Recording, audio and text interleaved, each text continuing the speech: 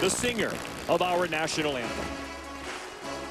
Ladies and gentlemen, at this time, we ask that you please rise and to honor America and those who supported our freedom at home and abroad.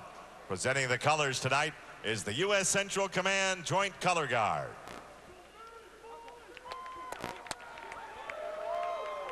And now, please welcome retired U.S. Air Force Technical Sergeant Sonia Bryson as she leads us in the singing of our national anthem.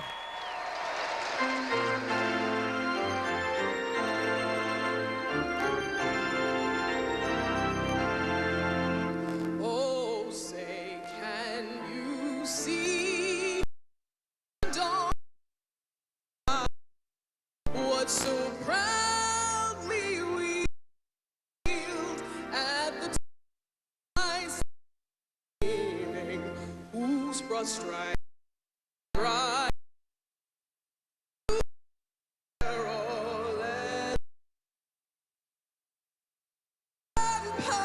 We watched were so gallantly streaming, and the rockets' red glare, the bombs bursting in air, gave proof through the night that our flag was still there.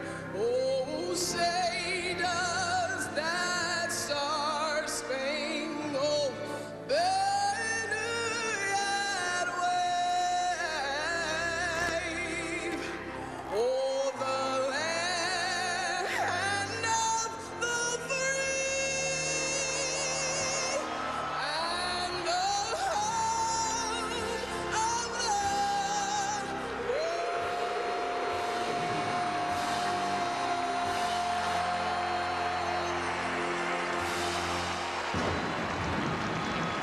A beautiful game worthy of a beautiful anthem. Wow. Sonia Bryson, the kind of performance that brings tears to your eyes. Time now for our Capital One Impact players. Barry, the most important game of the year. All right, here, these are the two most important players. You got Drake Kajula. This kid was fantastic in the opening game Thursday. 2 goals on the night. He got an assist on the tying goal or the winning goal. Travis St. Dennis, same thing for Quinnipiac. I thought he was fantastic. He had the puck all night long. He plays both ends of the rink. He plays the neutral zone. 2 fantastic young college players, John. A fantastic crowd on hand here in Tampa. North Dakota fans out in full force. It's Bismarck weather today, Barry. 73 degrees in Bismarck, a beautiful day. In July. And also Quinnipiac University. They have a nice contingent of fans coming down as they look for their first national championship. The joint is jumping, and what an addition we have for you in this one. The ceremonial puck drop about to be performed at center ice here in Tampa. And what a guy they have to do that. Martin St. Louis, a wonderful college hockey player at Vermont. Not drafted, cut by the Calgary Flames, signed by the Tampa Bay Lightning, goes on to win a Stanley Cup, an MVP, a scoring title, and one day he'll be enshrined in the Hockey Hall of Fame. Marty, the one-man party, will drop it at center ice, and the captains, of course, will join him for that. Soren Janssen of Quinnipiac and Gage Osmus of North Dakota. They'll love that photograph. They'll want that on their wall as well. Martin St. Louis gets us going here for the national championship game. Some lineup changes today, and for that, we go to Quinn Kester. North Dakota will be without one of their leading scorers, Luke Johnson, injured in the semifinals. He is out tonight with a knee injury. It was a freakish incident at mid-ice. He collided with teammate Brock Besser. Johnson had played in 127 consecutive games. He was known for his durability, but the center of their heavy line, who has 11 goals this season, will not play tonight. Head coach Brad Berry said he'll be missed on defense. He'll be missed on draws. He's been a gamer with 5 career NCAA tournament goals. Brad Berry, the son of a farmer. First year as North Dakota head coach, he took over when Dave Hackstall went to the Flyers. They're in the playoffs now. Rand Pecknold, 49 years old, has built this program from the ground up. Started in 1994 on a part-time basis. He was a school teacher, and here he is now. He has brought this program to the national championship game. Michael Gartag is the Quinnipiac goalie. Cam Johnson is the North Dakota goalie. Everybody is on their feet in Tampa. The game that will decide the national championship is underway. Here comes North Dakota. First shot on goal, steered aside by Michael Gartag. That's Rhett Gardner. He's now playing center with the Johnson injury on the second line. You see the lines on the top of your screen. Quinnipiac has the final change. They're the #1 overall seed. We'll be curious to watch how they match up against North Dakota's big CBS line. Well, that could take a whole team to stop that line the way they're playing. They'll experiment. They'll try one line. If it works, to continue to do it. If it doesn't work or a bad matchup, they'll have to make some line changes to keep that line off the scoreboard. Offside at the line. Michael Gartag has been one of the best goalies in the nation this year. He's the key to this game tonight for the Bobcats. Well, I love that number right there. Most wins. That's the most important thing, wins. And he's got a ton of W's. Cam Johnson, cool, calm, and collected. Maybe the funniest kid we interviewed on Wednesday. He was fantastic. He's got a great frame of mind. He's a lot like any other goaltender I've ever met. Doesn't look like much bothers him, John. We'll cover that one. Today at our pre-game meeting, we thought it would be Devon Taysbury, the defenseman, New York Islander draft pick #6, who would be the D-man that Rand Pecknold would want on the ice when the CBS line is on the ice. And right now in the early going, it will be Devon Tays and Kevin McKernan, who will be the D to go against the CBS line. Matchups turn out to be a lot of trial and error. That's your plan at the start of the day. It looks good on paper when you're looking at things, but all of a sudden, if they get a goal the first shift, you don't know if that'll work. You have to make some changes. And Tim Clifton will also be out there, I'm sure, against the CBS line. Number 11, the junior. He has 20 NHL teams looking at this NHL free agent. He's a gritty guy who has broken out this year offensively with 18 goals. Here comes North Dakota. We mentioned the big line will be the key to this game. Them scoring and Quinnipiac stopping them. Number 22, Scott Davidson sends it down, and once again, Johnson will cover up. Face-off will be to his right. Barry, let's take a look at how both teams are planning for success. Brought to you by Northwestern Mutual. Yeah, I should have planned a little bit more when I was a kid. North Dakota's got to open the game up. They got many more offensive weapons. Don't get bashed down in a defensive game. Don't get into a special team battle. Quinnipiac match against the CBS line. Don't let that line beat you. And Gartig's got to be the best goalie on the ice tonight. He's got to be better than Johnson. Taverner wins the faceoff. Shot is blocked, as we mentioned, but it does trickle through to Johnson. This is the Sanderson, Colton St. Clair, Joel Janatuinen line. Colton St. Clair also in there in the lineup change. His first game since March the 19th, just his second since March the 5th. Big kid, 197 pounds, 200 pounds. Looks like he's a pretty good skater. We saw him in warm-up right there, so he'll be out there throwing his body around, making guys get their heads up a little bit. Face-off won by North Dakota. Keaton Thompson, nice play off the boards to Colton St. Clair. He gets it back. Here comes North Dakota. They got numbers. Throw it across. Over to back again. Saved by Gartin. Colton Sanderson off a nice feed from Christian Wallana, the defenseman. Also another man in this lineup, in the lineup change. Makes a nice play. I want to see if Gartig made the save, John. I wonder if the defenseman did not get a stick on that. It was great in puck moving by North Dakota coming through the neutral zone. 4 passes, a couple given goals in the neutral zone, and then that pass to the net. Gartig was very aggressive. He was certainly over in time to stop the puck. And again, there's the movement through the neutral zone. Got numbers, as you mentioned, 4 guys coming up. There's the one pass. There's the give and go back. It was a fantastic play by North Dakota. Quinnipiac can't let that happen. Outnumber chances like that. Travis St. Dennis was outstanding against Boston College. Keep an eye on him. Best player on the ice. Number 26, the senior. He was there when Quinnipiac lost to Yale in Pittsburgh back in 2013.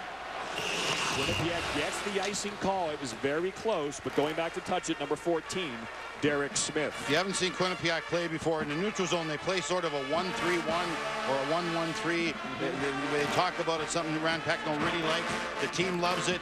There's not much room in the neutral zone when they go into that form of defense. And then you got the attacking players also. Really looks like my kitchen sink at time, all clogged up. Landon Smith shot on goal. Osmus blocks it to the side. There's Smith again. He scored against Boston College. Back to the point. Wrist shot again blocked. Getting pucks through has been difficult so far, Barry. It will be the entire game. Hey, both teams are great at it. We showed you in the opening plays there. They've got guts. Everybody does it. The stars do it. The defensemen do it. Johnson gets a lot of help. They clear bodies very well in front of both goaltenders. Both these teams are great fundamentally. So, you know, it's going to come down to draws, special teams, and which goaltender is hot. It always does. St. Denis and Gardner in there. Rhett Gardner, the freshman who got the empty net goal to clinch it for North Dakota. He had a real good game against Denver, winning draws. And with the injury to Luke Johnson, he's now the #2 center for North Dakota. A lot of responsibility for the freshman from Moose Jaw, Saskatchewan. He's a Saskatchewan boy. He'll be able to handle it, John. Don't worry about that.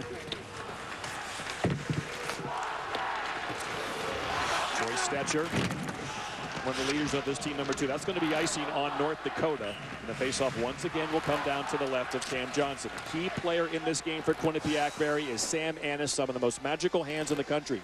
Well, I saw him last night on the way to supper. He looks good. There's a hit that we saw. Didn't know if he was going to be able to play in the regionals. He came back and played very well, scored a goal in the regionals. Here you see him in the first game. His feet are awfully good. He certainly looked quick, but he got hit early. He had to leave the bench for a while, John. Came back and played okay. Didn't have the puck a lot, but played okay. Cam Johnson never saw that blast from Clifton at the point.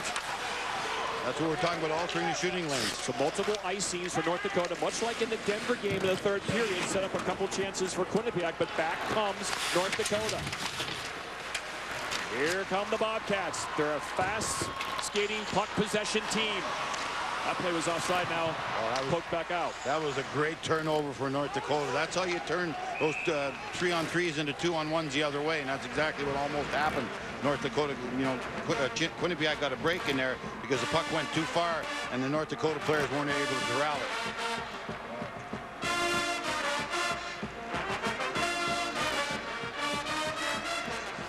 Another icing, this time on Quinnipiac. You see the most wins. So these are the senior classes for both of these teams. No one has been better than these two. 109 wins for both of these schools. Face off on by North Dakota. One-timer, Tucker Pullman. Yo, ding-dong. Off the post and into the crowd. The Winnipeg Jet draft pick. One-timer finds iron. Draws, John, I talk about it all the time. I know it's boring. There's no glamour to a draw. But if you don't win draws, you're going to lose games. Right there, you see North Dakota win it clean. And Pullman's got a rocket of a shot off that post. So you cannot lose draws clean in your zone if you expect to win a game of this type of opposition. They're both so good, and the matches are so even. Win draws, tie them up. Nick Schmaltz, first-round draft pick of the Blackhawks, loses the face-off. And Devon Taves. Again, he'll be out there against the first line of North Dakota. Back comes Quinnipiac trying to get some offense going here. Taken there by Schmaltz. It's a fun line to watch. One of the best in the country. And here they come the other way. Tucker Pullman dumps it in. Whoa! No penalty called on that grab. Puck out in front. Pullman fakes. Ledoux. Wrist shot saved by Gartig up by his right deltoid. Well, Bear, that appeared to be a holding penalty, but so far they'll let it play. The Big Ten officials, they are our crew. Borderline call. Well, actually not a borderline call. Probably could have been a holding penalty right there. I love the play at the point between those two defensemen. Ledoux got a good shot, not as hard as Pullman's, but it's a wrist shot. But see him move to his left it there, so the shot wasn't blocked in that situation by Taves. Great puck moving by the two defensemen. And again, another little breakdown by Quinnipiac. Alex Snyder there behind the net. Taken there by number 14. Derek Smith, the other defenseman. Here come the Bobcats the other way. St. Denis, senior from Trail, British Columbia. Great game against Boston College. Experience, speed, toughness. Just 5'7", 170. He kind of epitomizes the Quinnipiac Bobcats. Undrafted, smaller players, a lot of them from British Columbia. Yeah, he's a lot of BC kids on the team. They're tough kids. This guy is great. He's great fundamentally. He does everything very, very well. He's on in every key situation for Quinnipiac. He was great in the meetings. Him and Sam Annis, both of them were awesome kids, and you're exactly right. That's the type of kid Quinnipiac gets to their program. Sam Annis on the ice with St. Denis and Landon Smith. Connor Clifton, Arizona Coyote draft pick, cannot keep it in. His brother, Tim, was a package deal to come to Quinnipiac. Connor was the drafted player. Brent Pecknold said, didn't expect too much from Tim Clifton, maybe a third-line or fourth-line center, but he has blossomed into an 18-goal scorer. That's the best present any coach can get, those two guys in a box as a package. So any coach will take those in the nation, those two. Connor Clifton throws it across. There's Annis, number 7. Again, fighting a bad shoulder. Yeah, he has to sort of bail in that situation because you can't take a run by a big defenseman. You know, live to fight another day type situation. Get out of the way. It's only 160 pounds as it is. Here comes Gardner. Throws it in front. Goes wide. Collision towards the net. Play continues. I like the way North Dakota's playing right now. They're off to a good start for sure. They look fast. They look crisp. They're kind of taking the play to Quinnipiac in the early going. But here come the Bobcats. Tommy Shutt, number 23. Obviously, a lower scoring game favors Quinnipiac, John. So if they can weather this storm, get their own game going. Tip, rebound in front. Just goes wide. Going hard to that was Gage Osmus. So once again, Sam Annis, like the last game against Boston College, had to go back into the locker room. Right here, he wasn't hit on the shift, but again, something with the shoulder area, it appears that he's going to go right back in and try to fix it. On that shift I was talking about, John, you can see them bail on the hit, and he doesn't bail on anything. He sticks his nose in. So right there was sort of an indication that whatever it is, shoulder, ribs, whatever you want to say it is, certainly are bothering him. It's not 100% by any stretch of imagination. And what should continue to happen is North Dakota's got to punish him. If he continues to play, they got to punish him every time he's on the ice. Nick Schmaltz, Tommy Shutt, face off. One, and controlling is Besser. Besser in the corner. Brock Besser, first-round pick of the Vancouver Canucks. Watch closely there. Big, strong winger, but he loses control there. Good job by Derek Smith to bother him.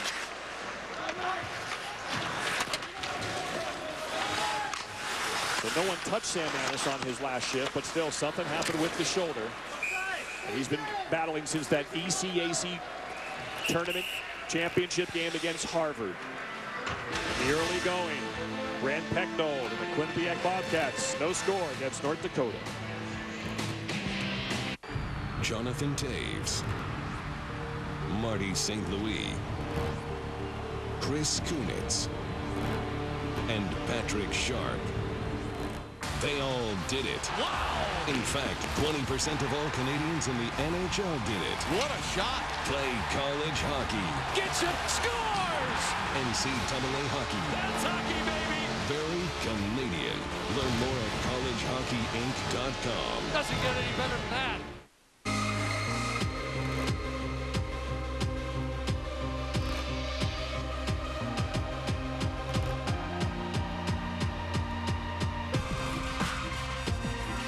The exterior, redesigned. The interior, refashioned. The performance, reinvented. Introducing the all-new 2017 Sportage, made for life's journey.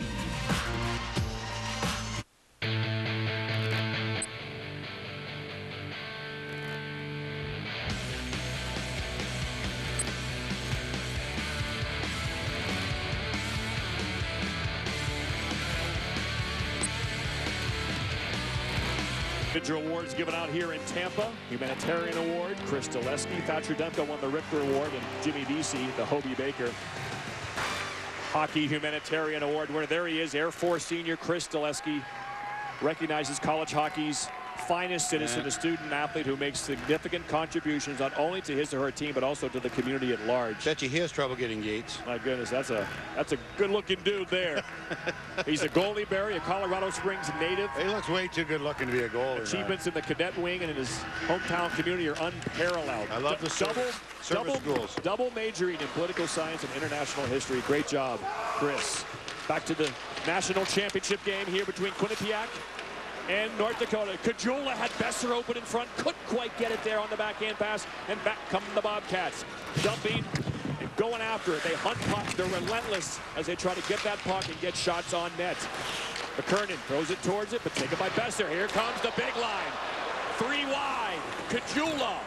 Besser. Shot. Blocked wide. Schmaltz was wide open in front on the backside. Here's Kajula. 2 big goals in the semifinal game against Denver. Schmaltz has it. Backhand pass. Pullman at the point, trying to find a shooting lane. Clifton blocks it. Again, he'll be the center against this big line of North Dakota as much as Rand Pecknold can get him out there. Again, Pecknold has the last change as the home team, the higher seed. Good pressure continues. North Dakota's off to a good start. They have their skating legs. It appears they're not playing tight, which was a concern coming into this game after that tough third period against Denver. I'll tell you, North Dakota shoots their defensemen on every play. We didn't see that happen Thursday night, so this is something they're changing for Quinnipiac. Onside.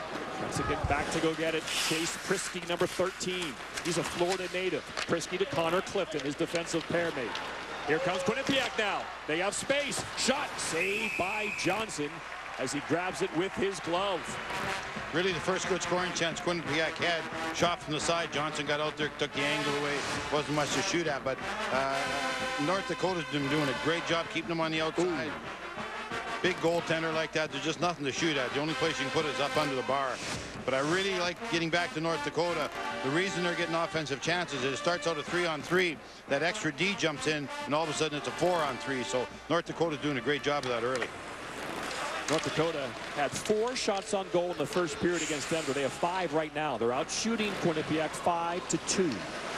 Yeah, Coach Barry's got to be very happy with the way this has started for North Dakota. No doubt. Landon Smith throws it just wide of the net. St. Dennis is out there. Of course, no Sam Anderson on this line now, as he's been replaced by Andrew Tavener. 3-on-2 late developing. But nice play by Connor Clifton to knock it away. That's another D jumping in. Asmus jumped in right there. Osmus jumped in. Defenseman Connor Clifton. Looking to drop, he'll take it wide. Big, powerful defenseman that loses to Stetcher. Here comes North Dakota back the other way. Stetcher. Gage Osmus, his defensive pair. Gartig will throw it to the corner. Colton St. Clair, again, a new addition to this lineup. Number 17. He's out there with Colton Sanderson. Sam Anderson is back on the bench for Quinnipiac. Kept in. Shot. Blocked again there. Derek Smith, good job.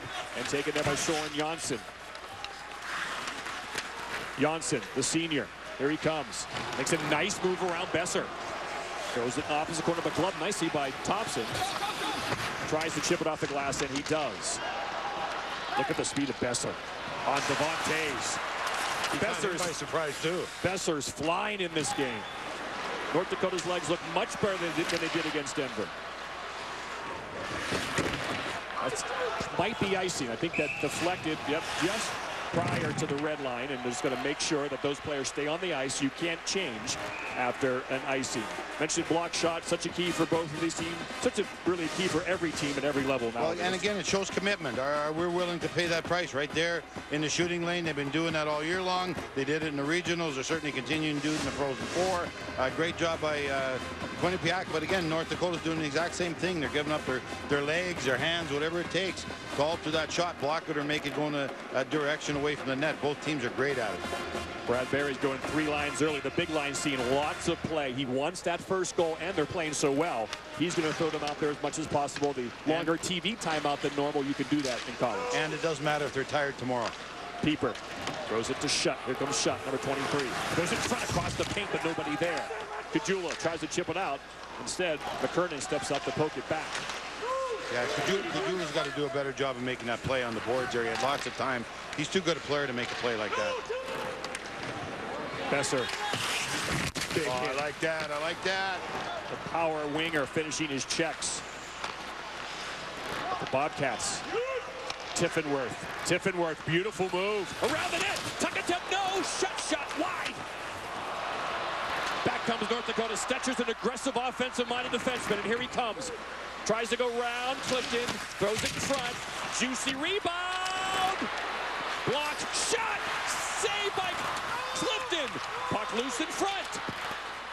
The assault continues for North Dakota. North Dakota wants a holding on Connor Clifton. Whoa, what a hit by Trevor Olsen, his first shift of the game. Wow.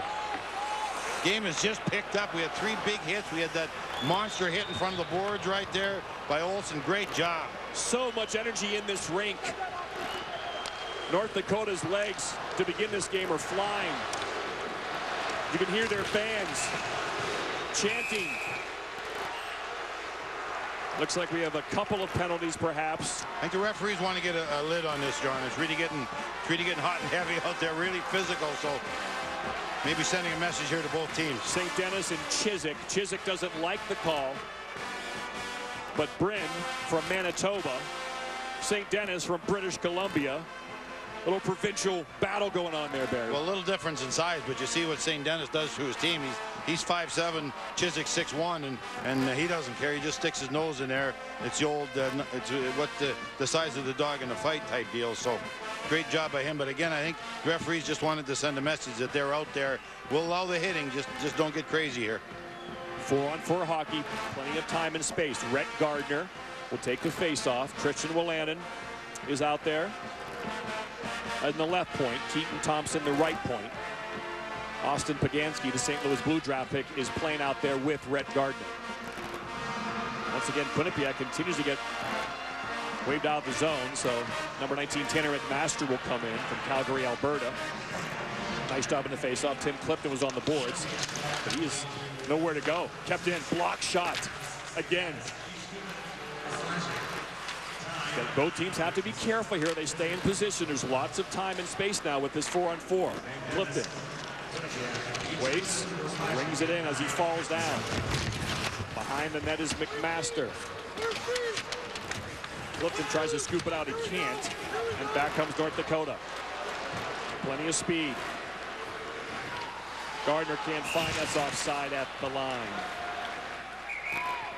The rink is electric. The teams are flying. And the battle is on. Quinnipiac and North Dakota. They both want this badly.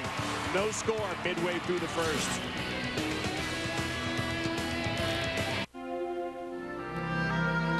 We're going to prove just how wet and sticky your current gel antiperspirant can be.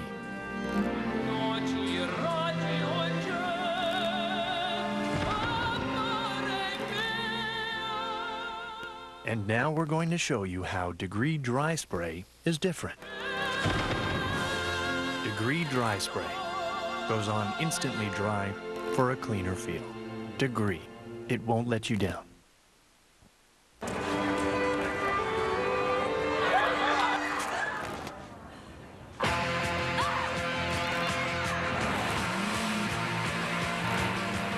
You don't have to be a villain to need a getaway car.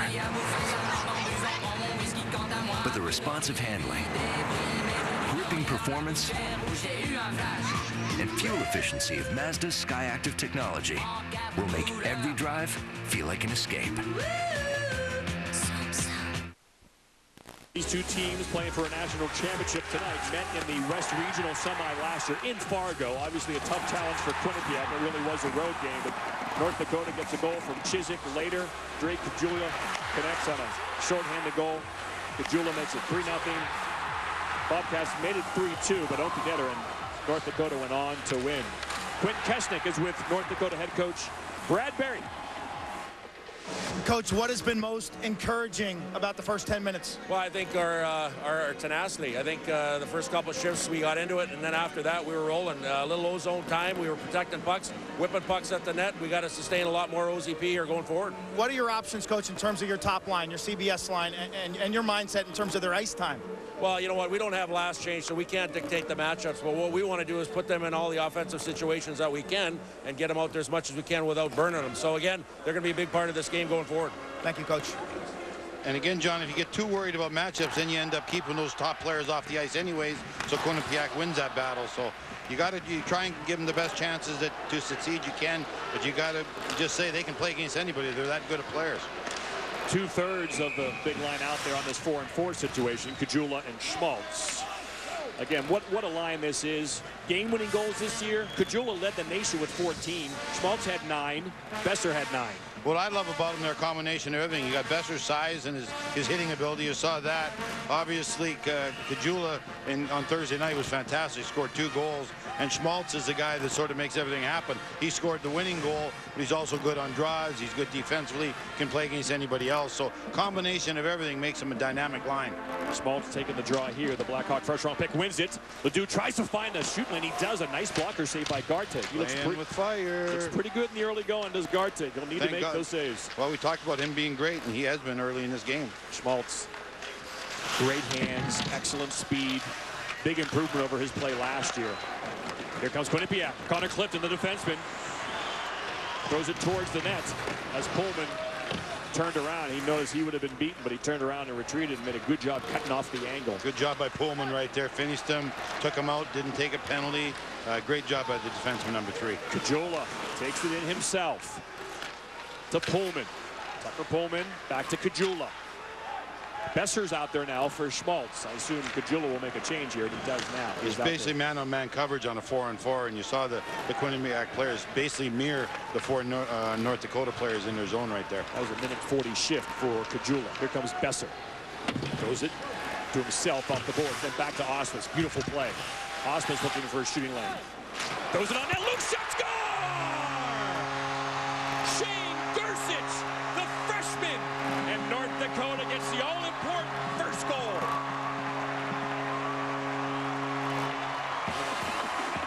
Great goal by Gersich. He was in front of the net in the traffic area, winning the battle. But the play was made at the point. Shot got through, wasn't blocked, wasn't altered. Gartic made the first save, but the puck went to Gersich. Again, that play back right there, and there's a shot coming through. It's a seeing eye shot. I don't know how it got through. Gartic made the initial save, and Gersich was able to pick it up. Great job by him. They outnumbered the Quinnipiac defensive players down there 2-1, as we talked about. They've been winning those battles, creating 2-on-1s, 3-on-2 situations. But a great shot from the point, and it didn't get blocked. It got through, and Gartic wasn't able to cover it up because he didn't really see it until it just got to him. Gersich, the freshman, Washington Capitol draft pick. What a play by Besser. He made that whole play happen as he entered the zone without dumping.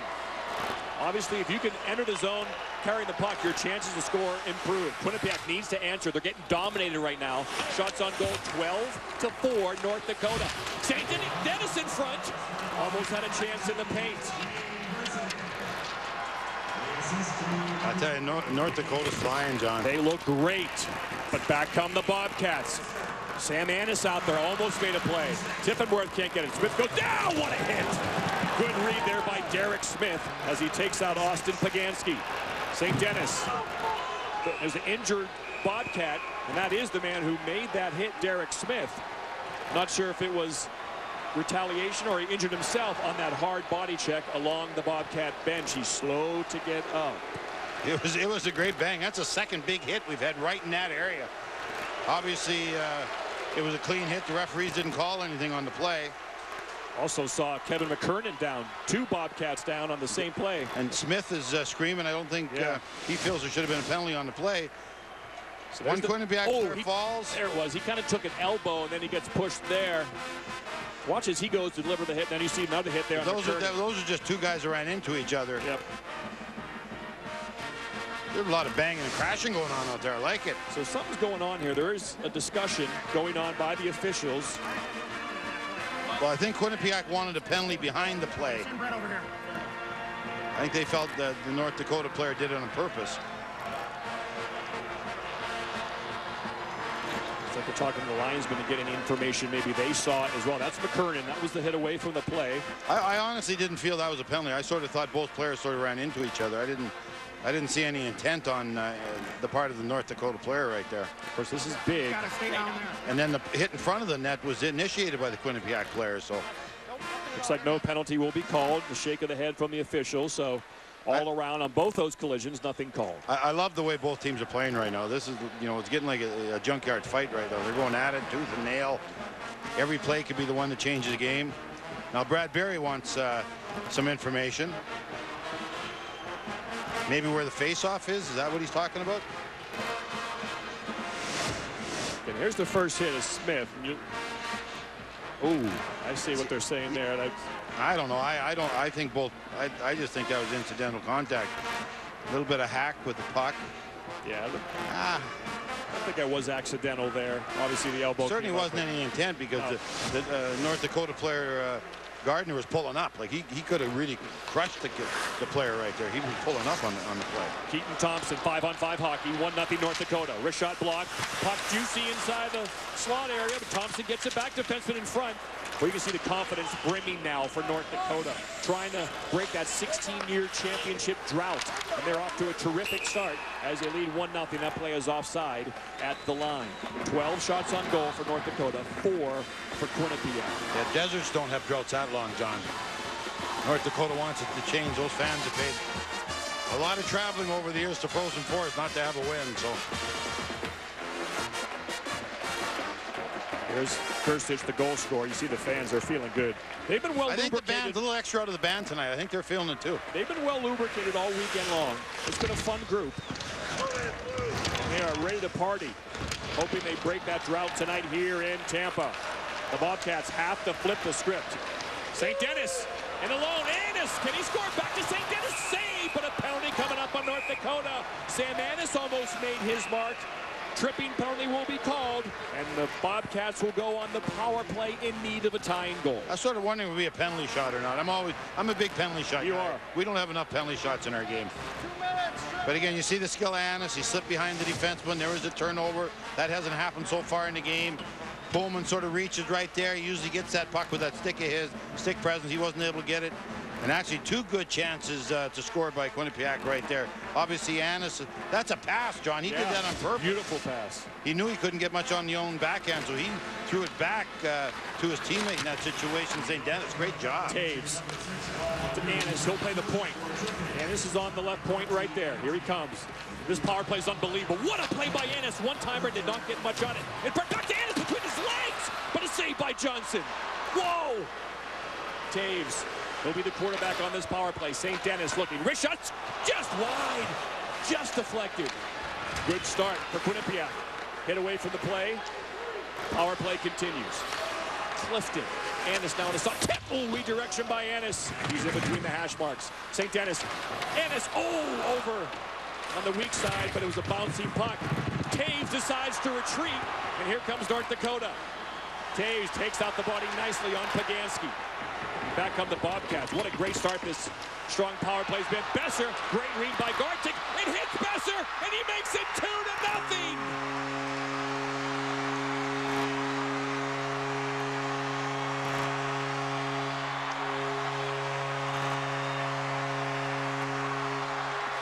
Hey, Johnny, I'm going to show you 2 things on his goal. Number 1, you're going to see why hockey players have big butts. Because right here, Gartic comes out. He's trying to throw the puck by Besser, but it goes off Besser's behind, and he gets the chance to score right here. There's the turnover on the penalty. Besser jumps in. Gartic wants to throw it. Hits him in the butt. But watch what Besser does here. It almost hits a post and goes in there. He didn't put it in the 6x4. He put it on the side of the net. But again, he attacks. He's been the best player on the ice so far. Most active, and this is his type of game now. It's opened up. He can get that big body he has moving out. He can get in there and do some forechecking, and that's what big guys want in a game like this. So that's a shorthanded goal, and Ren Peck though is called a timeout. That's a back-breaking goal, Johnny. That's what that is. Much like against Yale in 2013. Off to a slow start. That's a tough play for a goaltender. He should go up the other side, but he's a left-handed shot, and you just don't have the presence of mind to go up the other side with that. So you're just hoping that it misses the player coming at you. Good strength right there. There's the puck moved up. Gartic actually makes a heck of a play right there. Bad decision looked like. And there's the turnover. I like and Besser actually goes to the left because he knows the goaltender's got to shoot that way. Great play. Gartic obviously should cover that puck up there. Yep, you can't lose that. But look at. Puck was bouncing, and he did a good job to settle it best he could. Great job, man. So what a start by North Dakota. A real good-looking power play by Quinnipiac, but suddenly Taves retreated a bit. That led to the initial rush. Well, it should have been a 2-on-1 off the initial rush, but the North Dakota's player, the second one, was tired, so he went to the bench, so it was a 1-on-1. But the puck hopped over Annis' stick over on the left side there, or he had a great chance for a wide-open one-timer. Power play continues for Quinnipiac. It looked very good until that strange sequence of events. Quinnipiac only lost 3 games this year, so this is sort of foreign territory for them. I can't imagine they've been behind 2 goals in the first period that often this season. Here comes Annis on the power play. Soft dump. St. Denis goes to get it. Still got 45 seconds, Johnny. Go out there and get one, and then just make it a 2-1 game. This has been a resilient team. They've been down 2 in the 3rd period. Come back, shot in front, saved by Johnson. Wow, Landon Smith almost made it 2-1. Taves to the net, tipped. St. Denis trying to go backhand pass to Annis. Now he does. Annis waiting, shot, goal post. Sam Annis hits the post. What a power play by Quinnipiac, but it's about to end. And cleared by Down the ice by Ledoux. I make that Besser again. He's been everywhere. You can't give that power play many more chances if you're North Dakota. That gets them back in the game if they score right there. So I think North Dakota got a lesson. Be aggressive, but be very smart. No penalties. The penalty is over. Great stick work by North Dakota at their blue line there, man. Quinnipiac's trying to carry it in. They're getting checked right at the blue line. Turnovers going the other way. Here comes Schmaltz. Still has it. Schmaltz goes in front. Tip through the slot. Quinnipiac needs this period to end. This has been all North Dakota. That power play, we'll see. Right. And 2-0. Get in there. Reconnoiter. Get the coaches talking to everybody. Settle down. Get out of this period. 2-0. Nothing worse than that. McMaster. Sauce is in the slot, but it was a bouncing puck, and Taverner couldn't finish. That Sauce was lumpy. Schmaltz, Kajula. Shot! Ripped a wrist shot just wide. Ivanet, Kajula again. Hard hit in the corner. Shot saved by Gartig. Wraparound saved by Gartig, and he will cover up. Sam Annis, some of the best hands in the country, had a golden opportunity to make it 2-1, but yo ding dong. Ding dong, yo. Steve Levy's in Connecticut for us. Gee, thank you. Joined by Sean Richland and Dave Starman. Fellas, I think Quinnipiac feels fortunate. It's only 2-0 at this point. North Dakota's fourth line's going. They scored a big goal. Their top line's going. They scored a big goal. Quinnipiac has got to find a way to get on the man advantage because that power play is really good. No question. The other thing is North Dakota's been able to get through the neutral zone with speed and generate chances. That's a big thing for them.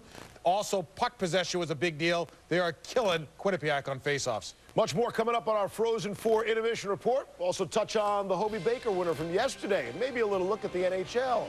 See you for that. You got 10 seconds. Time to find your ideal hotel. Just type in where you want to go. And with 2 clicks, you select your check-in, your checkout dates, and search. Hotel Trivago.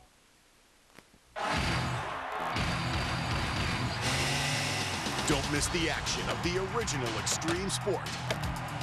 The Steel Timber Sports Canadian Championship on TSN. Brought to you by Johnsonville Sausages. Advanced sensors. Blind spot information. Forward collision warning. And adaptive cruise control. The 2016 Acura RDX with Acura Watch. Designed to let you thoroughly enjoy the drive. Lease the RDX from $468 monthly at 2.9% for 48 months. North Dakota up early. Victoria Arlen with Martin St. Louis. UVM college hockey star and Tampa Bay Lightning Stanley Cup winner. Marty, how did you decide to take the college route? Well, for me, I was a smaller player back when, you know, the Lindros era. So as an 18-year-old, I felt like, you know, I needed a little more time to develop. So I went to Vermont, and I came out of there at 22. Not that I was much taller, but I was more physically developed, and I felt I was really prepared myself for actually a chance at the next level. What was your favorite moment of your college hockey career? Well, for me, it was, you know, I think we lost in the Frozen 4 against Colorado College in the semifinals there in double overtime back in Cincinnati, 1996, and it was still unbelievable to play at that stage. And how did college hockey prepare you for the NHL? Well, for me, I feel it prepared me not just for the NHL, but I had a chance to graduate. I could have left there my 3rd year and came back and got a degree, and it prepared me just not to be a well-rounded hockey player, but more so a well-rounded person ready for life, whatever happens. How has the game evolved since you played? I mean, the speed of the game is so fast. You know, the guy's hands. I mean, I have kids that play now. I coach my kids, and it's just like it's so fast. Thank you, guys. Great job, Victoria. How'd they find an empty place on the ice to do that interview? North Dakota continues. The assault is on guard. Tickets bumped. Nothing called. And out of the zone, the puck goes. So Quinnipiac continues just trying to survive this first period. 15 shots on goal for North Dakota. They'll get the puck out. Here they come, trying to get a late first period goal. But look how quickly North Dakota's getting to every puck. Shot throws it just wide. Scott Davidson brings it around the corner. Here's Connor Clifton, aggressive pinch to the net. Saved by Johnson, good concentration there. Johnson turns and fires. Puck sitting still, covered up by Cam Johnson. So once again, Barry, that toughest call right now, it's a lot like the charge in basketball. It's the contact with the goalie. Well, I love two things about this. I love Simonson going to the net. I think he was pushed into the goaltender by the defenseman in Quinnipiac right there. So I certainly don't think there should be a penalty on the play. Obviously, the hit got touched right there. Maybe a little bit of an acting job by Gartig. But, you know, the offensive player has a right to go to the net also. Goaltenders just aren't automatically protected. So I see no problem with that play. Taves hits a fluttering puck that fluttered towards Johnson, who's able to snatch it out of the air and force yet another face-off. Really the first draw that was won by Quinnipiac, and that's pretty rare because Quinnipiac, as far as fundamentals are concerned, is not a better team in the nation than they are, so they've been getting lunch handed to them as far as draws are concerned. Just the second shorty allowed by Quinnipiac this year made it 2-0. Brock Besser has 4 points in the last 4 periods of this Frozen Four. Vancouver people are going to love that kid. Oh, man, he looks good. Annis. Buck along the boards, got to keep an eye on his shoulder every time he does make contact. See the sticks there, Johnny? We're just doing a great job with sticks right there, knocking the puck away from Quinnipiac players.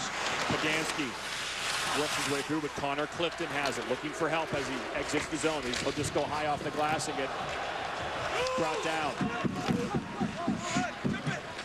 Oh, Clifton with a big collision there. And this guy's laying all over the place on the ice. That was a huge hit. Connor Clifton was laying in front of the Quinnipiac bench. Brett Gardner is the one who is going to the bench very slowly after the huge hit by Tim Clifton. That was a bone cruncher. Kick save by Johnson. Juicy rebound in the slot, but they can't get it. Besser's on the ice again. That could be trouble for Quinnipiac. Schmaltz. Besser redirects Kajula, knocks down Gartig. Penalty coming up. Penalty coming up on North Dakota. Cross-checking is the call. And Quinnipiac will get a late first period power play. The first one was very effective. What a collision this was, Barry. Tim Clifton on Brett Gardner. Well, we saw a couple. We saw Clifton, Connor Clifton get drilled right in front of the bench right there. Timmy, or his brother, throws a check on Davidson. So that's a great job by both these teams. There's a tip in we saw right there. Yeah. I could see the referees maybe thought that the last one could have been. So, you know, they're sort of overlooking for the next one. Yeah. A bit of accumulation of some slight goaltender. But you know what? I love the way North Dakota's going to the net. That's sending a message. Gartig knows every time the puck's coming near him, a North Dakota player's coming at him, he's got to control the puck cleanly or there'll be a juicy rebound there. So that puts a lot of pressure on a goaltender. St. Dennis. Tim Clifton's out there. Landon Smith is out there. Annis and Taves. This group was real good the first time. But great the first time, you're right. Annis. Devon Taves. Annis is down. Annis is on the ice, not getting up. He's injured. Wow. Finishing his check. Penalty coming up. Looks like cross-checking. Annis slumped over. That shoulder injured in the ECAC Tournament Championship game against Harvard. Annis has gone to the locker room once. He appears to be on there again. He'll stay there probably throughout the intermission as there's 1:10 to go. Stetcher, boom. That's a cross check. There'll be a 5-on-3 power play for Quinnipiac.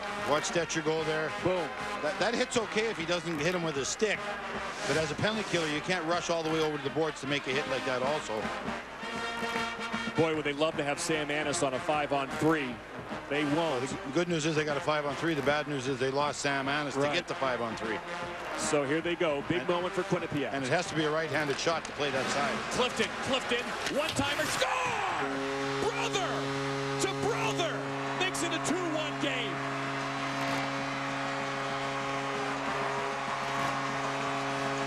And Johnny, they scored quick.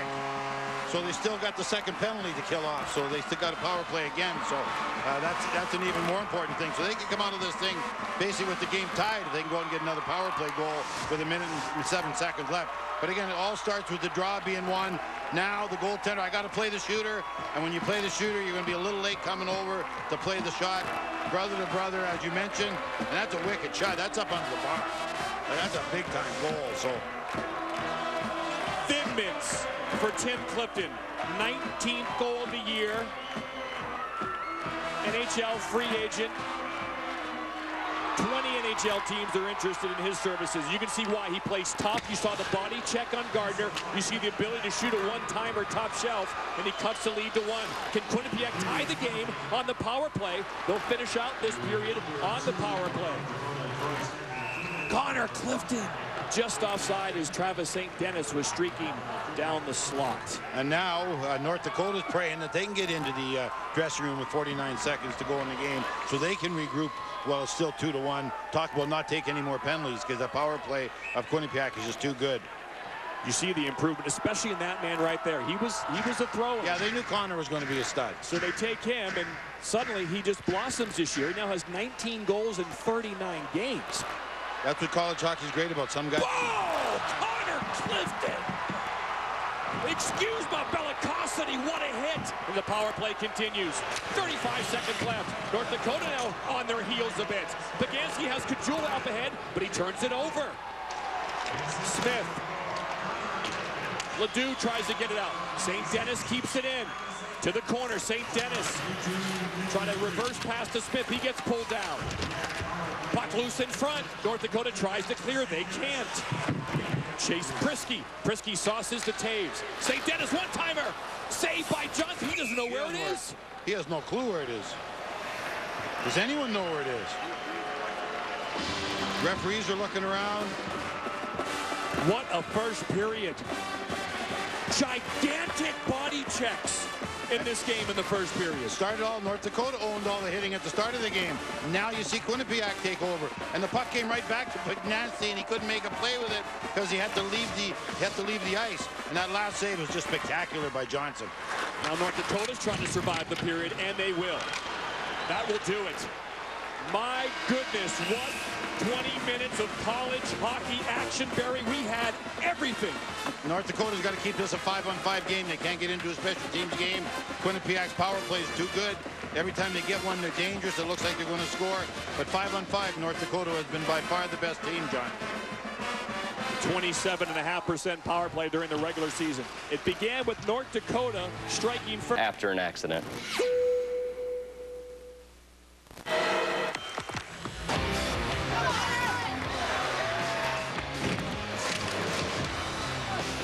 Goes it on net, Luke shot's gone! It hits Besser, and he makes it 2-0! One-timer score! Welcome back to the 2016 NCAA Frozen Four, presented by Northwestern Mutual. Night has fallen in Tampa. Beautiful setup here outside Amalie Arena, the statue of Phil Esposito there behind our graphic. North Dakota leads 2-1. Barry, that was, in my mind, hockey at its absolute finest. Rock'em sock'em. Fast, fun, and physical. Yeah, for the people that want to take hitting out of the game, you guys are nuts. What a period. 5-on-5. You had everything you could possibly want. Great hits on the wall. Great hits in front of the net. You had great goaltending saves. You had a shorthanded goal. You had a power play goal. Everybody was running into everybody. Even the two number 14s were running into each other. We had a couple guys banged up right there. That's a great hit. Shoulder to shoulder. Awesome hit by Connor Clifton right here. Pegnosky gets it.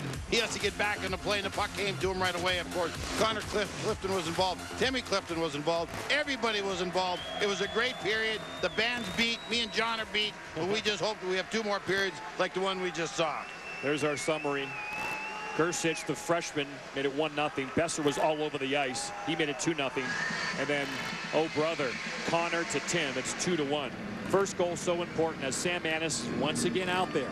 He'll begin the second period as Quinnipiac begins the second period on the power play. He's gone back to the room twice in the first period. Well, that's 3 times in 2 games. What's holding the kid together? Unbelievable.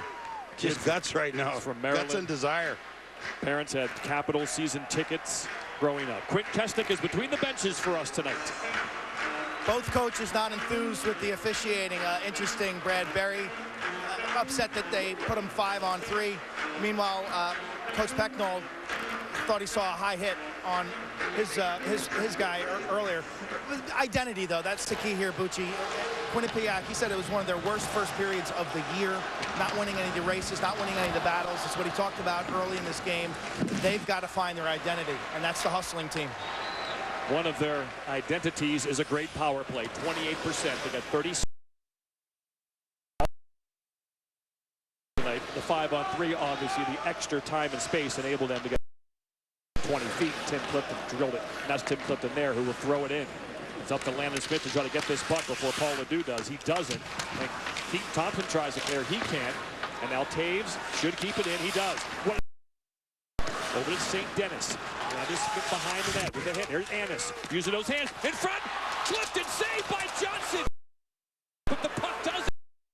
The zone. Stetcher's out of the box. That was spectacular. Annis with the unbelievable play. A bit tough. Save, and it stays 2-1. See if Quinnipiac can play North Dakota 5-on-5. They haven't done well all night. In front, shot wide. Kajula had a wide open net. Went on the far post. Here's Schmaltz. Schmaltz wheeling. Wrist shot just wide. Prisky will try to chip it out. He can't. Kajula.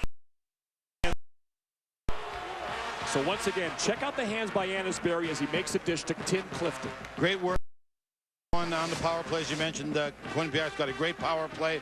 Nobody can actually get a great bang on it. I'm sure the coach will want to hit from behind right there. But again, Cam Johnson comes across those big pads on the ice. But the most important thing is the puck does not go to a Quinnipiac player. There are enough North Dakota players down low to clear it off. But remember that save if North Dakota ends up winning this game. That was a sensational push-off to extend that right leg as far as he could and get as close as he could to Clifton so he couldn't elevate the puck over the pad. He did everything right. And don't forget, North Dakota hasn't had a power play yet this game either. I don't think so. Besser tries to make a nifty backhand pass, but played well by Connor Clifton, the Arizona Coyote draft pick. Now Quinnipiac, again, trying to get some 5-on-5 play. They've been dominated 5-on-5. The big line, Schmaltz. Trying to go wide, nifty play around Clifton. Goes around in front, Besser, one-timer. Garchuk may have gotten his shoulder on that one. Quinnipiac can't handle this line, Johnny. They haven't handled them all night long. First period, it was mostly Taves out there against this line. He had 5 shifts, Taves and McKernan, and then 1 shift each for the other 2 defensive players. Got a penalty. North Dakota again. They were mostly high stick. It is a high sticking penalty. The North Dakota door is North open. Dakota, yep. Off the bench. Looks like it's going to be Kajula again. Second time he goes to the sin bin. And Quinnipiac, the power play has been sensational all night. North Dakota is rein it in right now. They're playing hard, but these penalties, easy call. These penalties that take the flow away. They get it 5-on-5. They dominate, and then they go in and they give up a goal. So, but on the other side, they scored a shorthanded goal tonight also. And this is back out there. Face off, one back to Devon Taves. And on his knees is St. Dennis. Annis, Taves. Down to Tim Clifton. Clifton, quick shot. Saved by Johnson. Race for the puck to the boards. Annis tries to use those good hands to keep it in, but he can't. Johnson moves well. You saw him move on the save we showed you in the previous sequence. Right there, he did the exact same thing, pushing from side to side. Got great lateral motion. Islander draft pick Devon Taves to Travis St. Dennis. Here comes St. Dennis. And through the zone goes to Tim Clifton. Knocked away, back to St. Dennis behind the net. Annis can't get there. And North Dakota and Besser are going to clear. Better kill for North Dakota. They're a little bit more aggressive, smarter, getting good sticks on puck situations. So better kill for them. Clifton. Tiffenworth now out there. Rimmed around. St. Dennis will have to win the race. He will. Keeps it in behind the net. Tim Clifton backhands it. That's going to go to Colton Sanderson. He's going to be able to get it out. But Taves will keep his head up and look to make a long pass. He does. Again, great work standing at that blue line by the defenseman. Pullman, another good defensive play from North Dakota. Andrew Taverner's out there. And then Smith almost broke in. Pass in front. Wrist shot saved by Johnson as Chase Prisky, the defenseman, fired a wrist shot, but Johnson has been there for North Dakota in this period. Again, the save is tough enough to make because you're moving from one side across to the other side, but to keep yourself tight enough that you control the rebound also. He has to move 4 or 5 feet right there because he's on the right post. He's got to kick across and out to be square to the shooter. So, but great save, but to keep the rebound tight to your body, pretty spectacular. Taverner can't get the draw. Stetcher there, backhands, but it's kept in. Our play continues. 30 seconds left. Shot redirection, tipped over the net. Thomas Aldworth is out there on the power play for 20 seconds remain. Garteg, be careful. Didn't work out well last time when he drifted from his pin. Whoa, another good bang. Big hit there by North Dakota. Joel Janetween tucked towards Garteg. The power play is ending for Quinnipiac as North Dakota does a nice job, but some numbers here late in the power play. Yeah. Faster. Chiswick out of the box comes Kajula. Kajula, will he make it 3-1? No! Garteg the big save. Kajula out of the box, hit the liney, but still had a breakaway chance. That's the best hit of the night. Kajula on the linesman. Linesman was trying to do his job. I'm not sure if he was aware Kajula was coming out or not. He should be. And right there. And then Kajula has the state of mind to keep the puck away and have a great scoring chance. And a great save by Garteg. What a sequence of plays. That could make play of the night right there on ESPN. Oh, he got a full-fledged shot, too. We're seeing everything 5-on-5 with these two teams. That was a much better kill right there for North Dakota. But they can't take him any more penalties. That's really the only offense Quinnipiac's got is when they're on the power play. That's pretty much it. That's icing on North Dakota. Power play, 1 for 4 with 7 shots. Kajula out of the box, upends the line, and still gets a breakaway shot. Upends the line. That was a great hit. I can't believe the linesman just shook it off. He wasn't bothered by it whatsoever. Trying to go up under the bar right there. Got in maybe a little tighter than he'd like. Kajula, basically that's the same goal he scored on Thursday night. So that's a big break for Quinnipiac. Face-off won by North Dakota. Here comes Christian Wolanin. He skates it out of harm's way. 5-on-5 now will be Quinnipiac's hope to get back in this. North Dakota. The mantra. North Dakota's mantra. Let's play 5-on-5. Keaton Thompson deflected into the netting, and another face-off in the North Dakota zone. This game has had it all. A scintillating national championship game as North Dakota up by 1, and those penalties when we come back. Bridgestone is changing the game in tire performance. So Will Arnett can get to the store when he's out of diapers. Well, to be clear, they're not for me. They're for my son. So we should probably go. We switched Will's tires to Bridgestone's revolutionary Drive Guard tires. Oh, those look sharp. It's okay. Our Drive Guard tires are engineered to take a puncture and drive up to 80 kilometers. So no side of the road. Well, that's good because the side of the road is dangerous, especially since we're going commando. We're? What commando mean? Today we're going to talk about trucks. Sweet. What truck company do you think offers best-in-class V8 fuel economy? Chevy. Let's look at the second door. Best V8 horsepower. I'm going with Ram. I'll go with Ram, too. Best-in-class V8 towing. Definitely Ford. Let's see how you did. I'm scared. Where's my scorecard? The new 2016 Chevy Silverado offers best-in-class V8 fuel economy. Holy smokes. Horsepower and towing. They're all Chevy. Whew, my goodness. Just reinforced my love for Chevy. Good to have Sunday Night Baseball back. Yankees and Tigers, Tanaka versus Verlander. Tomorrow night, 8 Eastern on ESPN, as well as streaming live on the Watch ESPN and the ESPN app.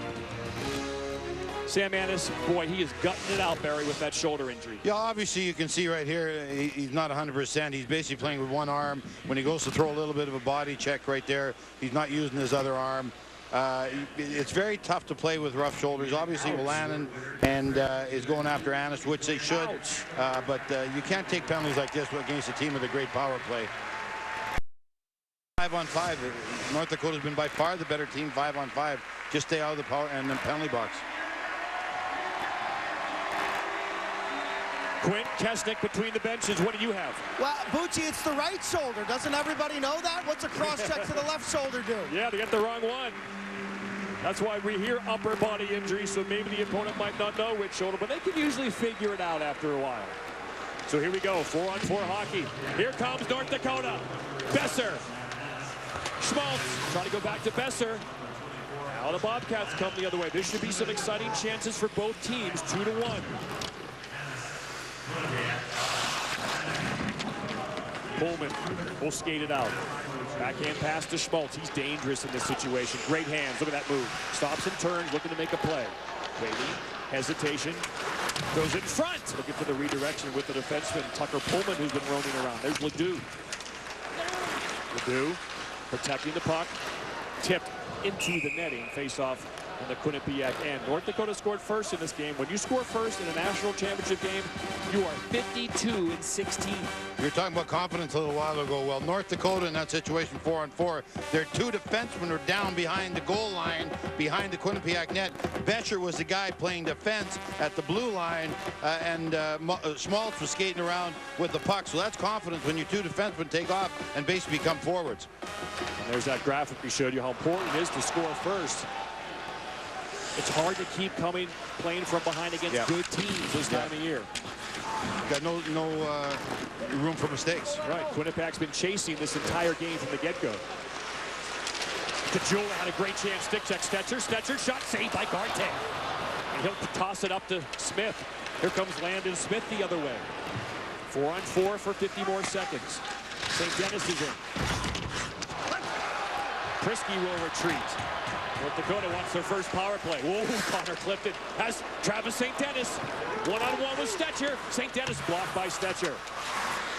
Stetcher was back there because he got knocked on his butt against the boards right there, and he's complaining that there's no penalty. That's why he was back there and able to take that one-on-one situation. So sometimes it pays to whine. Pays off. It never pays off to whine. Good chance by defenseman Troy Stetcher. He's fun to watch. Yeah, Landon Smith made a good defensive play right there. He turns. Good play. I'm not sure if that got to Gartig or not, but again, we're talking about the block shots. No, it did.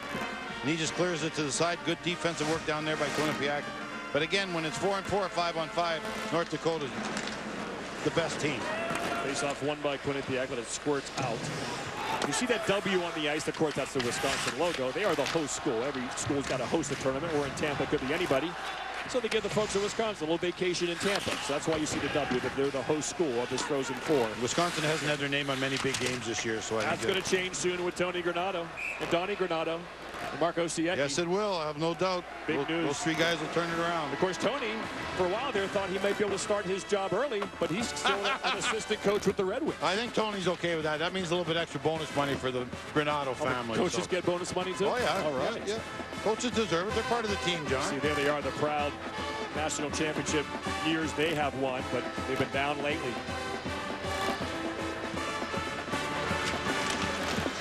Four-on-4 for 5 more seconds. Both players come out of the box. Willannon, the defenseman, Annis, the forward. Willannon's offensively minded. He could stay out there. Annis out of the box, kicks him 2-on-1. Annis waits, shot, goal post, his second post of the game. He shot that as a last resort. You could tell he didn't want to shoot it. Back the other way. Here comes the defenseman, Willannon. He'll toss it in and change. Sam Annis hits the post for the second time in this game. He almost tied it. Throws it up again to McMaster. Johnson will cover up. Oh! McMaster. Once again, Barry Sam Annis. You mentioned he's thinking pass first. All the way. He didn't want to shoot this puck. He wanted the defenseman to bite so he could throw it over there for a nice little backdoor one-timer. He wanted looking. I have to shoot it. The defenseman made a good play. He got a little bit of jam on him, but certainly if his shoulder is good, that thing's under the bar really, really quick. Shots on goal, 19 North Dakota. He's got to stay in the bench playing, man. They need him on the ice. His presence just changes. You know, North Dakota just becomes unglued when he's on the ice. Face off, Smith shot, saved by Johnson. Man, Cam Johnson has been good this period. Been very good, very aggressive, very sharp. We've talked about him moving side to side, keeping his body tight, controlling rebounds. Again, right there, North Dakota loses a draw clean. They've already given up a goal off a draw loss clean, so they got to make sure they're not losing those draws. Everybody's got to help, all 5 guys on the ice. Sophomore from Troy, Michigan, 6'1", 198. That is USHL hockey at Waterloo. Big Osgood fan, big Chrissy Osgood fan. Yeah, he loves Osgood. Good guy to cheer for.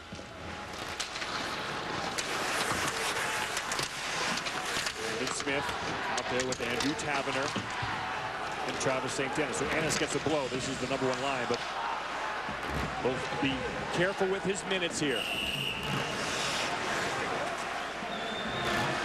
Hey, coverage of the NCAA championships continues with the bowling national championship a week from tonight, 6:30 Eastern, ESPNU. For more information, log on to ncaa.com. Okay, North Dakota comes out with the big boys now, John. On the icing, Quinnipiac can't change, so on last change if you're North Dakota. Face-offs this period 9, North Dakota 3, Quinnipiac. Way offside is Taverner, so they'll have to touch up.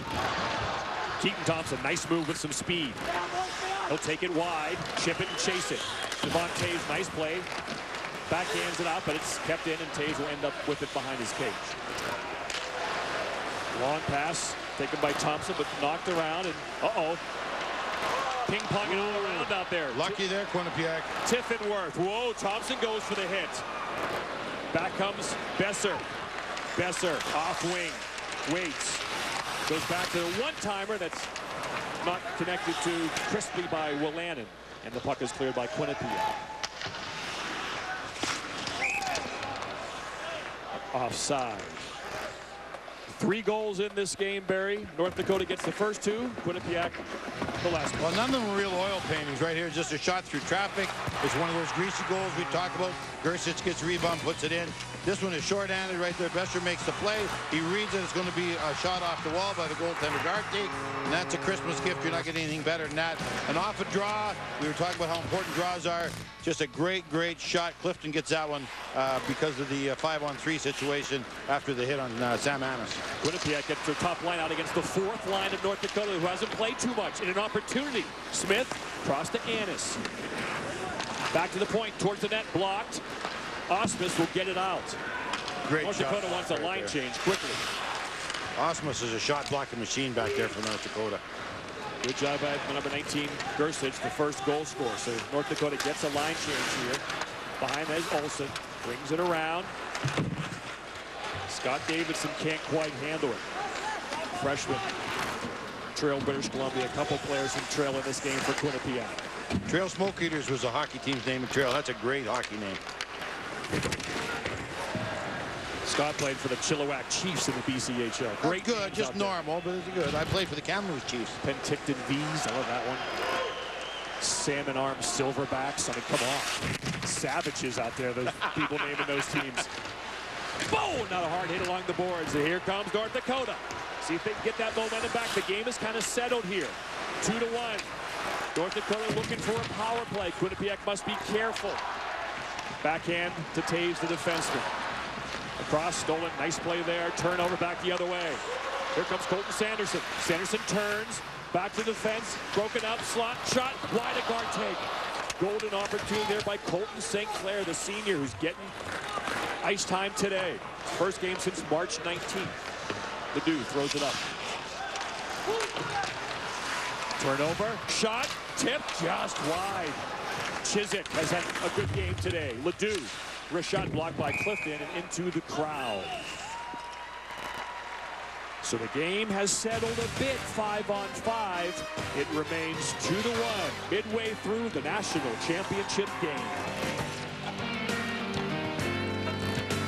Hi, I'm just some guy, and that makes me a perfect spokesperson for Auto Trader. You see, with hundreds of thousands of cars and great search tools, pretty much anybody can do this job. Check out this conveniently located floating interface. So let's find all the blue Mustangs with low mileage and a free history report. Now let's find all the blue cars in the whole country. See? Easy search, thousands of listings.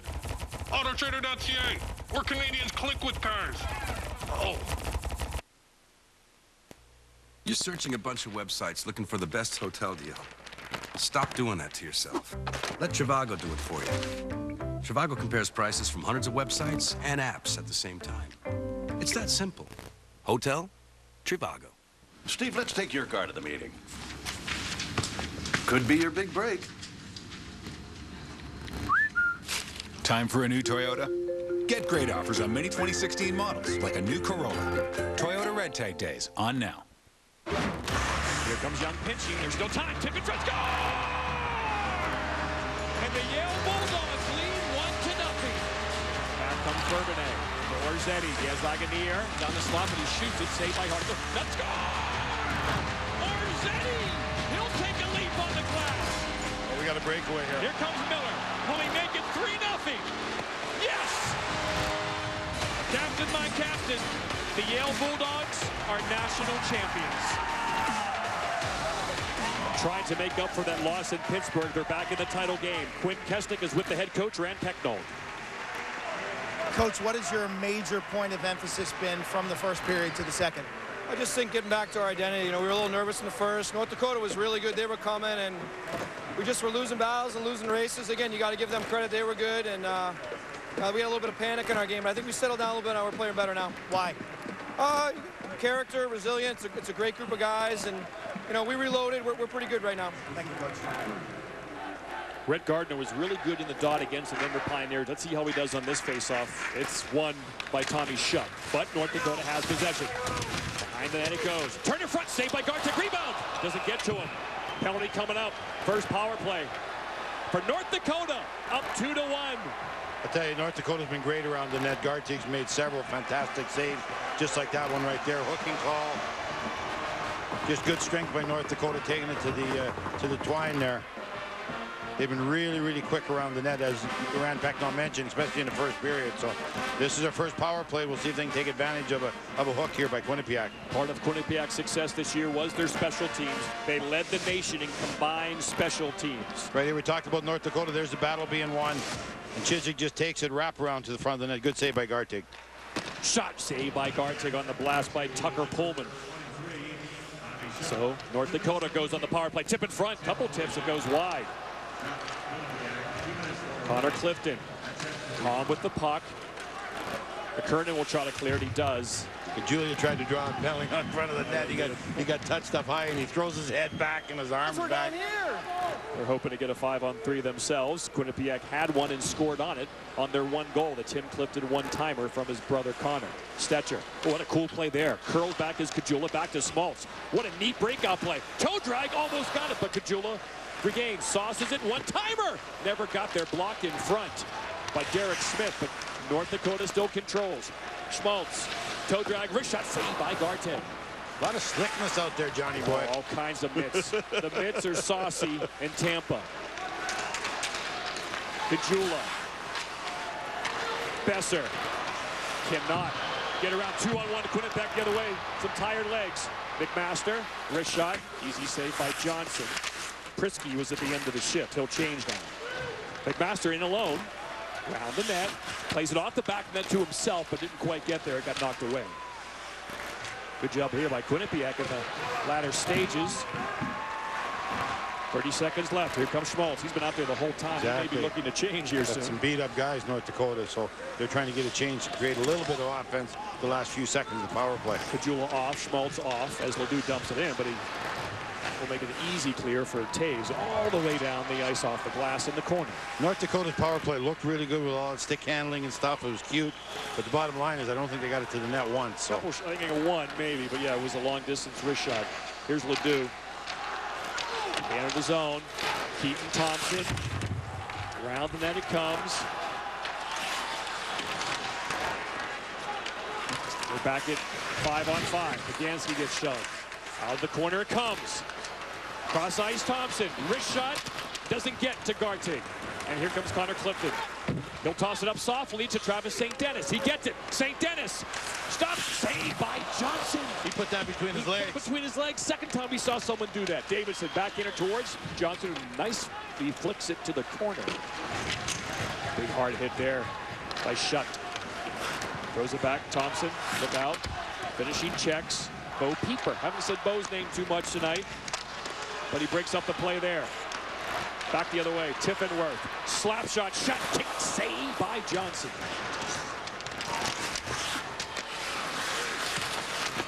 Good pressure here by Quinnipiac. Slowly buried. They're playing better 5-on-5. Turning into more of a Quinnipiac game. It's being played in the neutral zone. A lot of banging. Obviously, North Dakota's got to be very careful to stay out of the penalty box with that power play that Quinnipiac has, but much better for the pace of this game for Quinnipiac. But of course, North Dakota has that quick strike capability. Kajula, Schmaltz, and Besser. You get the sense they're going to do one more thing in this game. Something special, because they've all played well. I love both goaltenders. Both these goaltenders look extremely sharp, so you got to think there's not going to be a soft goal in this game. That's way offside. Travis St. Dennis, check out this move, Barry. This plays a lot better if it works and goes in. I love the saucer pass, the breakaway pass, the Hail Mary, and that is, there's the razzle, there's the dazzle. But I'll tell you, didn't go in. That would have been play of the night, maybe play of the month. No, if this thing would have went in. North Dakota was a little tired there. They got caught in a long change by the defenseman. That enabled a little bit of room to make that play happen. St. Denis is a great kid. He really is. The hardest part is calling his name St. Denis when it looks like Saint Denis, but I'll have to get over that. You will have to get over that. Face off to the right of Johnson, who covers up. There he is. Little guy, 5'7", 170, undrafted. Yep. Anna's 5'8", he's 5'7". Yep. You know, two great players. He's really picked up the slack since Sam's been hurt, though. This Burb get a big line against St. Denis. Wins it back to Taves. Taves throws across to McKernan. Tip in front. Oh, good set play there by Quinnipiac. As Landon Smith had a chance for the redirection off the McKernan head up wrist shot. Johnny, most great players want to play against the other team's best player. They don't want to be matched up. They want to go head to head. Stetcher looking at bulldog his way in, but good stick by McKernan again, and the puck goes up into the netting. So North Dakota, they make the first. Pecknold can react to Brad Berry's change and put the person out he wants on the ice. Again, Quinnipiac, the #1 overall seed. They're wearing the home yellow and navy blue. And the thing you notice about this game, last game, Brad Berry was crazy about Denver on their line changes. They didn't get called for too many men on the ice. He hasn't complained once tonight, so that obviously means Quinnipiac is doing a great job on their line changes. Colton Sanderson will try to win this back to Pullman on the backhand. Squirts over, Pullman gets it eventually. Can't find a shooting lane. What a job by Davidson to get in the way of any kind of shooting lane. Taves battling there with Trevor Olson, Minnesota. Connor Cliff backhanded out. And here come the Bobcats the other way. Look out. Johnson will come out and cover up. Davidson collides there with Ledoux. Good hockey game. Both these teams have tough, competitive players. How good do those uniforms look for North Dakota? I love the jerseys, but I love the goaltender in the jerseys more. Cam Johnson's got ice water in his veins because that puck was coming at him. It was coming at him slow. It looked like the Quinnipiac player was going to beat Ledoux to the puck. He just skates out slowly, no extra motion, just picks it up with that big trapper and smothers it in his chest. You know, he didn't go out there panic. He didn't run pell-mell out there and maybe got a position happening just here. 23-4-2 this year. Goals against 1.68. Save percentage 933. One of the best goalies in the nation. Wrist shot. Another save by Johnson. He was a Richter finalist. That was won by Thatcher Demko of Boston College last night. Quinnipiac. Connor Clifton, that defenseman, he'll throw him in around the net to try to make something happen. Up ahead, Chiswick was open, but Pagansky didn't quite have a passing lane to get him the puck. Pagansky has it now, taken off by Tiffenworth. Behind the net, taken there by number 13, Chase Prisky, the defenseman. Taverner gets it back. Quinnipiac enters the zone with numbers. Prisky, the defenseman, back in front, shot wide. And good stick there by Chiswick to get it out. Besser pursuing. Davidson has to look up. Almost hit the line with the referee with that clearing attempt. It goes down. That's going to be icing. Icing. Face off back in the Quinnipiac end with 4:10 to go here in the second period. If I'm Brad Berry, coach of North Dakota, I'm starting to think we got to get out of this period, making sure it's still 2-1, not have any more damage done to us, go in and regroup. Because right now, Quinnipiac's been taking over the game. They look like the faster team. They certainly look like the fresher team right now. So North Dakota's got to get some emotion back in their game. They're not fresh right now. They're tired, and Grant Pecknold already used his timeout. Brad Berry was like, hurry up, drop the puck. They're pooped. Thompson tipped wide. To see if Quinnipiac can get this puck out. North Dakota smells blood.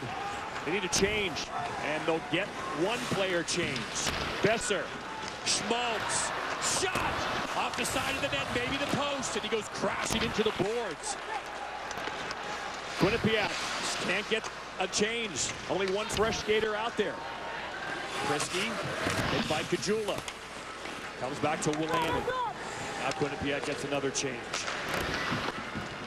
Besser enters with Schmaltz. What a pass! Schmaltz turns. Back to Stetcher. Looking. Shot. Save by Garting. It's underneath him.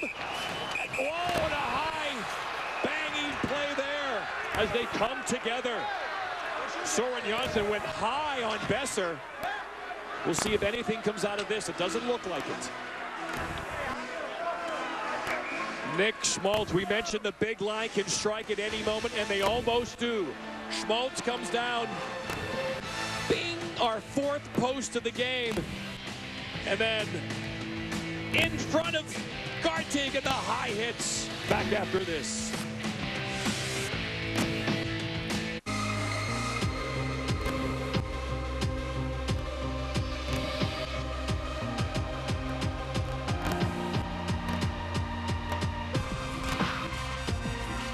The exterior, redesigned. The interior, refashioned. The performance, reinvented. Introducing the all-new 2017 Sportage, made for life's journey. Make mopping easier, faster, and spill-free with the ultimate spin mop. With the spin mop, you soak and lather the mop head, then lift and spin off excess water with no splashing. You never have to touch the mop to wring it out. The 360-degree swivel head cleans hard-to-reach spots, is machine washable, and gentle on all finishes. The ultimate spin mop. Take it out for a spin. Only at Home Hardware Building Center and Home Furniture. Homeowners helping homeowners with expert advice.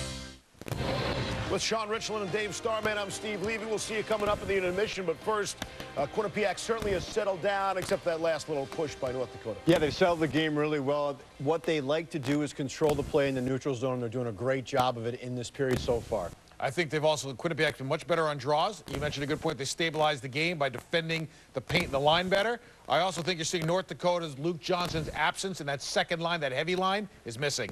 All right, finish up the second period. John and Barry, take it away. Thank you, Steve. Face off to the left of Michael Gartig. It's the big line once again off the TV timeout for North Dakota. And Tim Clifton line, that's who ran Pecknold counters with. On this important draw late in the second period. Yeah, Gartig got a little bit of a break on that save. He didn't know where it was. He didn't know it was under him. Those big pads just sort of protected it right there, so wasn't able to knock it through him. Face-off one back to Stetcher, who's getting a lot of ice time up late in the second period. North Dakota would love to see him. Hot one. Puck goes off his skate. It's hard to make that pass from the boards over to the far point through all those sticks and skates. Very, very tough to do. Face-off's pretty even. 29 North Dakota, 26 Quinnipiac, and we'll have our 56th face-off of the game right next to that Wisconsin logo as Kajula changes. Compare these two programs, of course, Quinnipiac, pretty much a 21st century only program.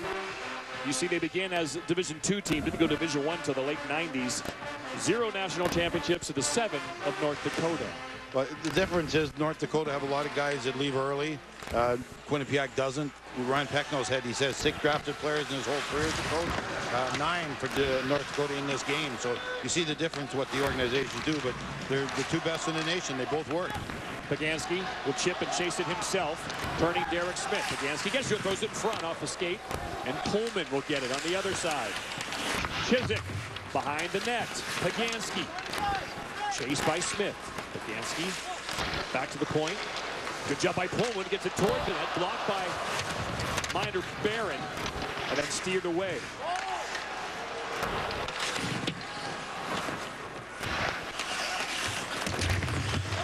Here are the skate blades churning into the second period ice in Tampa. St. Clair, nice play to Ledoux. Ledoux throws it across. Pullman back to Ledoux. He's got room. Ledoux just wide. And this has some room. But Pullman will chase that down. Normally, Adams was trying to get that puck along the wall, but he can't put himself in a situation to get drilled right now. St. Clair, backhand just wide. Sanderson keeps it in behind the net. It comes. Quinnipiac takes it the other way. Tiffenworth. Taverner does a good job with his leg. Otherwise, the big line's breaking out. Schmaltz gets it anyway. Look at these hands. Besser. Good back check pressure there by Prisky. The defenseman came back late. Now Quinnipiac has some numbers with 90 seconds left. Tiffenworth, toe drag, squirts to Johnson, can't hang on to it. Tiffenworth gets it back. Connor Clifton chips it deeper. He goes and gets it. But Willanen will turn with it. Getting the start tonight. Didn't play against Denver. He's playing a ton, and he's playing really good. He's a freshman. His Pops played. Pops played in the NHL. His dad was a lot bigger than that. His dad was like 6'5". I saw him a couple nights ago. He's still 6'5". He's a big man. He's a big, strong man. First-round pick, I believe. Gage Oscar, pursued by Soren Janssen. Oh, big hit by Tim Clifton. And Clifton will change. You see the time left in the second period. Turnover. But Quinnipiac gets it out. Almost a breakaway chance for St. Denis. If it was clean, he goes in alone to try to tie the game. Rhett Gardner back out there. Taves played a ton in this game. Kept it by Pagansky, but ruled offside. I thought that was inside the zone. As she was close, Johnny boy. Remember, if the puck's in the air, there's an imaginary wall on the back end of the blue line. The puck must completely come outside to be considered offside. The fans didn't like it, but the lineys always have the best view of that. When ESPN does the World Cup, they should invent that line that goes up from the blue line. I like that. Great. Kind of like the first down offside. Yeah, exactly like the first down line. So you can tell offsides and plays like that. For replays, so we can't do that. I'll have to go talk to the bosses. Maybe work on that for the World Cup. St. Clair, nice move, a good stick work by Annis. Puck comes out. 10 seconds left. Looks like we're going to have a 2-1 deficit after 40 minutes. The 2016 National Championship game in Tampa. Last 75 games that North Dakota has led after 2. The last 75 games, they are 70-0-5. They haven't lost since November 1st to St. Cloud State of 2013. Barry, both goalies have settled down and are playing well. Well, if they want to keep that record being undefeated, they better stay out of the penalty box because Quinnipiac's got a great power play. Gartig was great. North Dakota dominated this game early, especially 5-on-5. He was moving very well, controlling the rebound, really competing, and that's what he does great. You got to love the way he was working for his team, keeping this game close, especially that play right there when Kajula came out of the penalty box, got the breakaway. Cam Johnson, we talked about how cool he is. No extra motion, no nothing, no shaking the head, no banging anything. All I do is come across, make spectacular save after spectacular save. So both teams' goaltenders look good. Again, stay out of the penalty box if I'm North Dakota. This might be the last game for Connor Clifton. He's ready for pro hockey. He's with Quint Kesnick. Connor, in your eyes, what was the difference between the first period and the second period? I think we didn't have our legs. None of us. We were turning too many pucks over. We weren't getting it deep, and that's really what it came down to. We let up 2 quick goals, and that's unacceptable. What's your focus right now as you head to this intermission? And what will you say to your team in what amounts to the biggest period of hockey in Quinnipiac history? I don't think there's much to say. I think we know what we have to do. We've been doing it all year. I think we got to get back to our game, and things will work itself out. What is your game? Definitely a high-paced game. We're going to go north. We're going to be relentless on their D, make them turn over, and get pucks to the net. Thank you, Connor. Thank you. John. The game has settled down. It should be an outstanding third period. So much on the line for both schools, so much pressure. Who will be the hero? Steve Levy back in Connecticut. Oh, I thought you said I was going to be the hero, Bruce. I appreciate that. With Sean Richland and Dave Starman. 2-1 is the score after 40 minutes. The teams are taking the ice for the start of the all-important third period. Quinnipiac looking for their first national championship in school history. North Dakota trying to win their first in 16 years. All right, Barry, the table is set. What happened in the second to get us here? Well, at the start of the night, we said that what had to happen was Quinnipiac had to control the big stud line for the North Dakota team. Let's see how they did that early in the first period. Right here, backing in, you got lots of guys back, but nobody's winning any physical battles. You got numbers, but you don't have that intensity. Shot goes out to the point. Now what happens again? Outnumbered in front of the net. 2 North Dakota players, 1 Quinnipiac player. Shot comes from the point. Gartig makes the first save, but Gertich gets the second one, puts it in the wide open net. Now a little bit later, same thing happens. There's a turnover. It's shorthanded. 5 guys go past the blue line. That's a cardinal sin. The goaltender comes out and makes a bad play, but he's all by himself. And Bursic puts it in and makes a beautiful play and scores a shorthand goal. In the second period, a little bit better by Quinnipiac. You see the puck turned over. Now watch them put their heads down, catch guys from behind. That's the effort that you have to see. You're catching guys. You're not losing those battles. You're making sure that you're back there to help your goaltender out, who's been really, really good for you. Let's look at the guys that have been playing against that big line. Obviously, Taves is one of them, and Clifton is one of them. They've done a good job later in this period. Yeah, the big line only has 2 shots on goal on even strength. Schmaltz did hit the goal post. Always had the factor that in. But one for Kajulia, one for Besser. Remember, Besser had the short-handed goal. So 5-on-5, Quinnipiac has done a good job against the big line. That was really one of their keys. They need to slow that line down, and they need a great goaltending performance from Michael Gartig. He's given up 2 goals so far. Quinnipiac looks to tie the game. Down 2-1. They have come back multiple times this season in the third period to force overtimes, win in overtime. It's one reason why the record was so good. It looked like they were going to lose a couple of games, but they just came back and stole from their opponent. North Dakota, meanwhile, looking for the first national championship in 16 years. And what makes that more painful is that they've been there all the time. Year after year, making the tournament, getting to the Frozen Four. Here they are now, 20 minutes away from finally getting that next championship.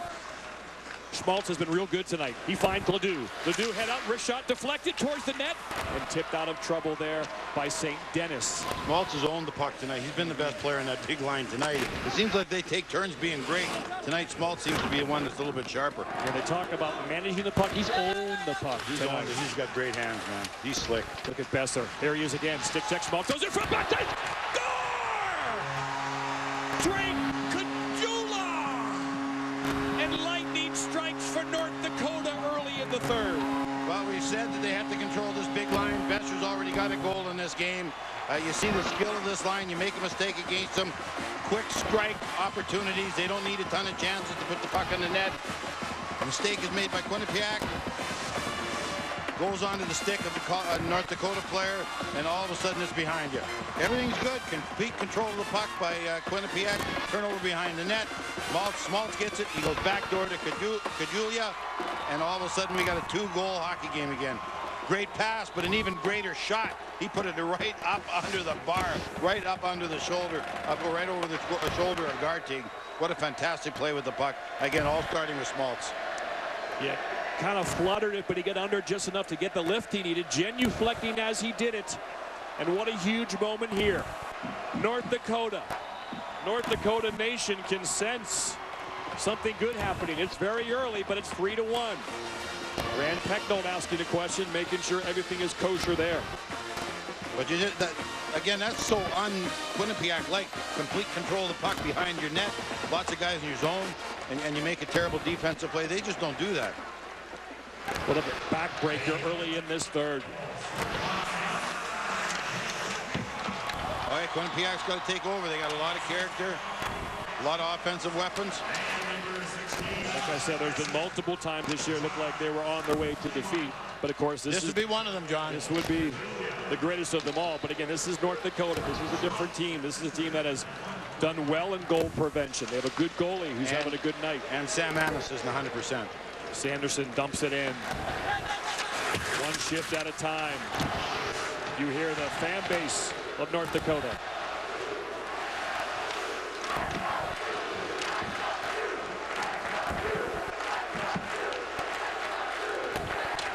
They outnumbered all fan bases here in Tampa this weekend. Beautiful weather. They're in a great mood, and they can feel it now. 3-1 early third. Johnson tries to chop it out, can't. Good job by this North Dakota fourth line. Trevor Olson, Jimmy Simonson, and the slot shot just wide. That had Gartek beat. Simonson just sends that wide. Olson knocked down, now gets up. Good shift there by this fourth line. That's going to be icing. Quinnipiac, they can't change. The players will have to retreat. Remember, they've used their timeout already. North Dakota has it. Again, the big line we mentioned, Barry, yeah, you might contain them, but when you have a line like this, they can strike at any time. Well, again, complete control of the puck. He tries to drop pass. Right there, it goes right on to North Dakota stick. Schmaltz gets it. What a pass. Backdoor. Besher went in the corner. He supplied the pressure. Great turnover. Schmaltz gets the puck, and then he goes backdoor to his buddy Kajulia, and that is a big-time goal by 3 great players. Kajulia's 162nd game for North Dakota. That's his 61st goal. He's got 24 this year now.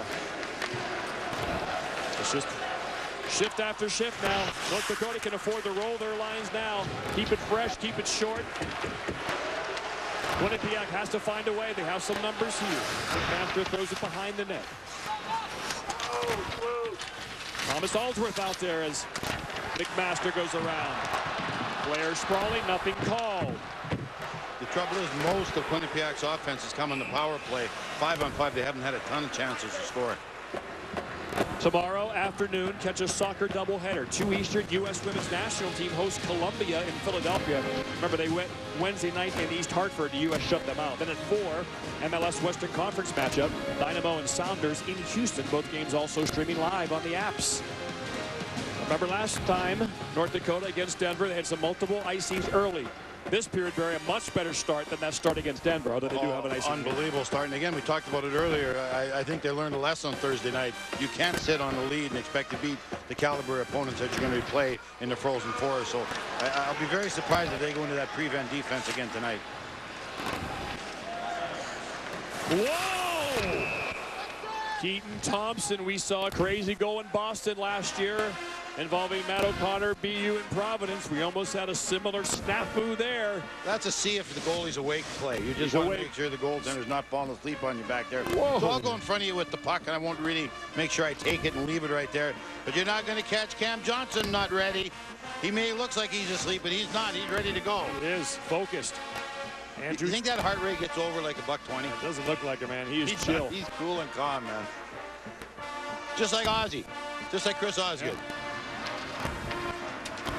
Taverner losing. Here's Ledoux. Ledoux's got Besser striking down the middle of the ice. Here comes Besser. Besser. Oh, good stick check by Taves. Back to Kajula. Lightning strikes twice.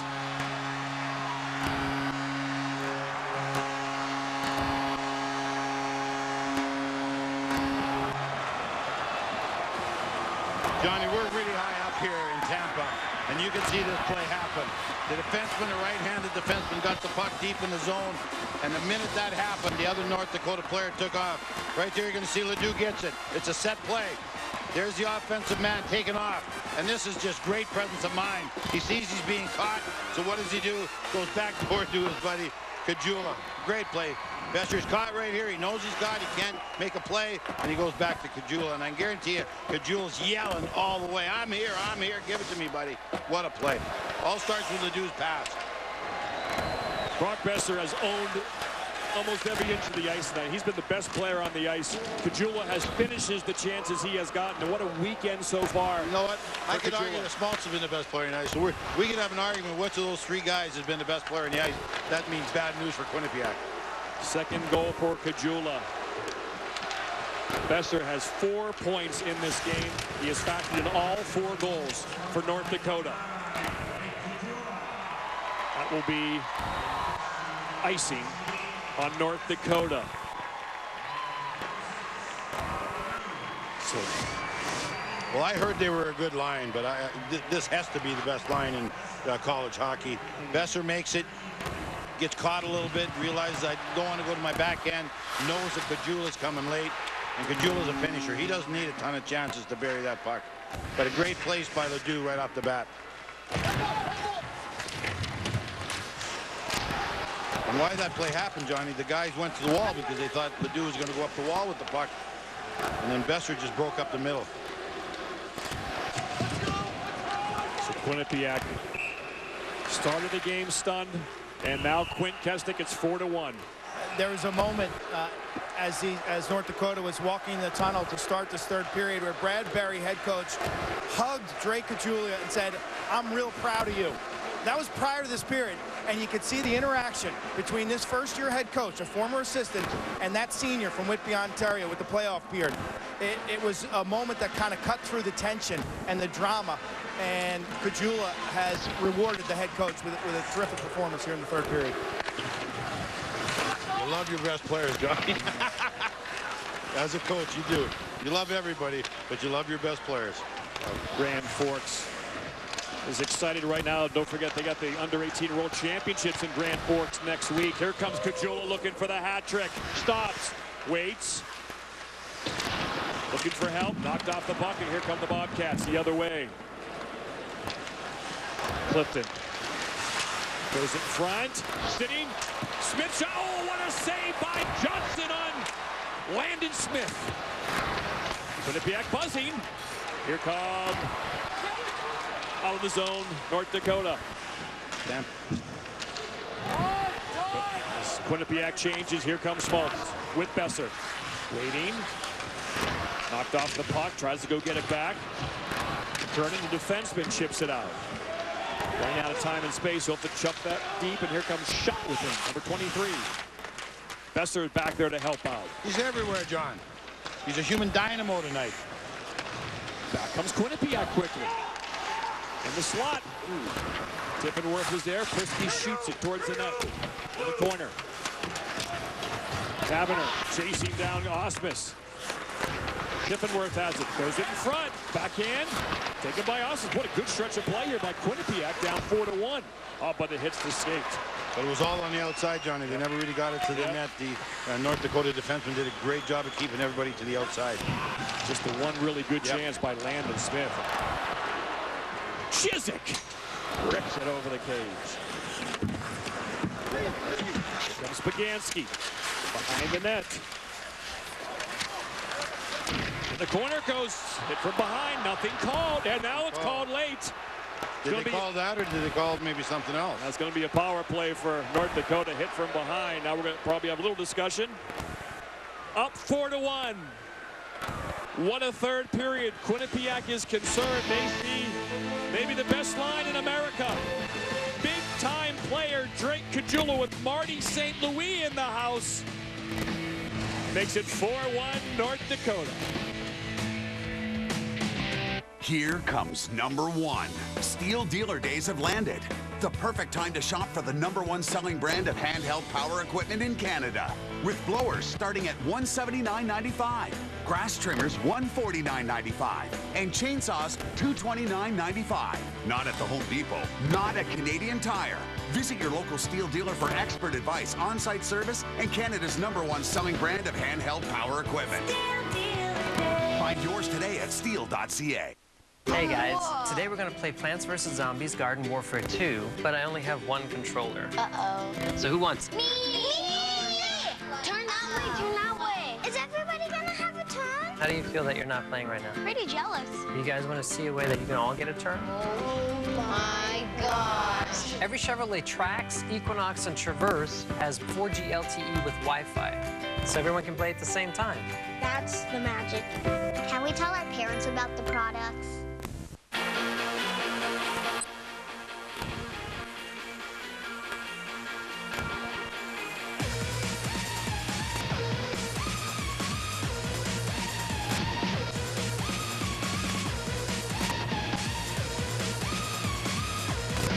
Some other national champions to give a stick tap to. You see the men and women. Minnesota wins the Division I championship down the Plattsburgh Spake Division III Wisconsin Seagulls as well. Here's your Capital One Cup standings. If you combine all the success these schools have had, it's been a great year for Stanford. North Dakota State with their strong football performance also up there. Log on to CapitalOneCup.com. Barry, here's your hit from behind. It was looked at to see if it's 2 or 5. Yeah, this is always called in college hockey. You can't hit anyone from behind into the boards. It's a rule they're trying to take out of college. They're trying to take it out of every hockey league everywhere in the world. The man is defenseless. He doesn't know you're coming, and then you drill him between the numbers into the board. So it looks like it's just a 2-minute minor, and that's good news for North Dakota, or good news for Quinnipiac, because it could have been 5. Great crowd here in Tampa, 19,358, the biggest of the weekend. Pullman looking to put the nail in the coffin. North Dakota. Pullman. Besser has 4 points tonight in the running for most outstanding player. So is Kajula, who's had a 4-goal Frozen 4 so far. Kept in. Besser throws it across. Stetcher. Besser. Shot in front. It's loose. Squirting. Besser can't get it. Quinnipiac can't clear. Now the whistle blows as the mask and helmet comes off the guard tag. He thought Stetcher did that on purpose, and he starts to skate towards him as the whistle blows. Arms separated. Who nailed Kajula? Holy cow. He was flying through the air. A good battle in front of the net. I bet you it's Connor Clifton. I'll be very surprised if it's not Connor Clifton. Got him in the head. Oh, I knew it was. I knew it was. But you got to love Kajula, the littlest guy on the ice. He's sticking his nose in there. All 4 guys got a whack at him. The goaltender's got no mask. Great battle in front. Garteg's been good, man. Been battling all game long for Quinnipiac. And we talked about Quinnipiac power play. North Dakota's looked pretty good for about 35 seconds right there. Schmaltz has 4 points in the Frozen Four. He's out there taking the face-off. And he wins it. Pullman. Besser. Brings it back for, what a play by Schmaltz. It's kind of a double stick move to keep it alive and make the play to Kajula, who rims it around to Stetcher. Fires wide of Garteg. Quinnipiac trying to clear. They can't. Pullman's been great in this game. He really has been from the get-go. He's had a really good game all over the ice. You don't talk about North Dakota's defense very much because their forwards are so great and forwards get so much ink, but that's a great, really solid defensive crew by North Dakota. Tucker Pullman, Jet draft pick, 6'3", 214 from East Grand Forks, Minnesota.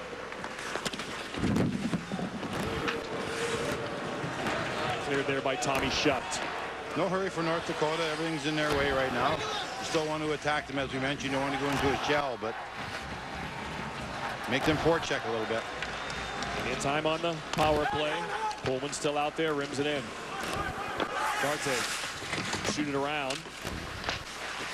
St. Denis tries to poke it. He does. Here comes St. Denis. 2-on-1 with Connor Clifton. St. Denis in front to Clifton. What a back check by Paul Ledoux. And back comes North Dakota. Pagansky waiting. Tries to go in front of the net. Tips towards Garteg, who had to make a save. So what a play by Paul Ledoux, back checking to bother Connor Clifton. You saw the defensive play Ledoux made there. Don't forget, he's the guy that started that pass out on that beautiful goal we saw by Kajula also. So defensive strength, offensive strength. Shots on goal, 28, North Dakota 25, Quinnipiac. Master avoids the hit. Breaking up. Tip, no icing.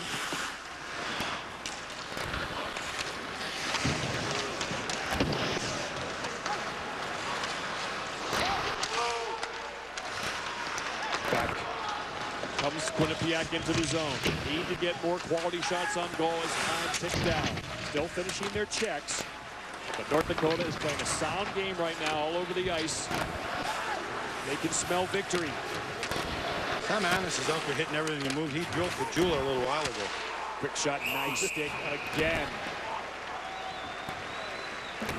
Paul Ledoux is a draft pick of the LA Kingsbury. He's from good old Grand Forks. Every one of their defensemen have been drafted by North Dakota, but right here, bad pinch by the defenseman. So his buddy comes back and just never quits. Great job. He dives, stretches out. Oh, that's a great defensive play. That's how you win, Johnny. Second efforts like that. That's a great scoring chance if he doesn't come across with that diving effort and make that play. Wow.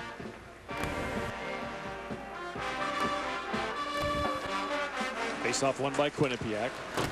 Tough to beat effort like that. Here comes Besser. Schmaltz. Schmaltz around the net. Goes in front.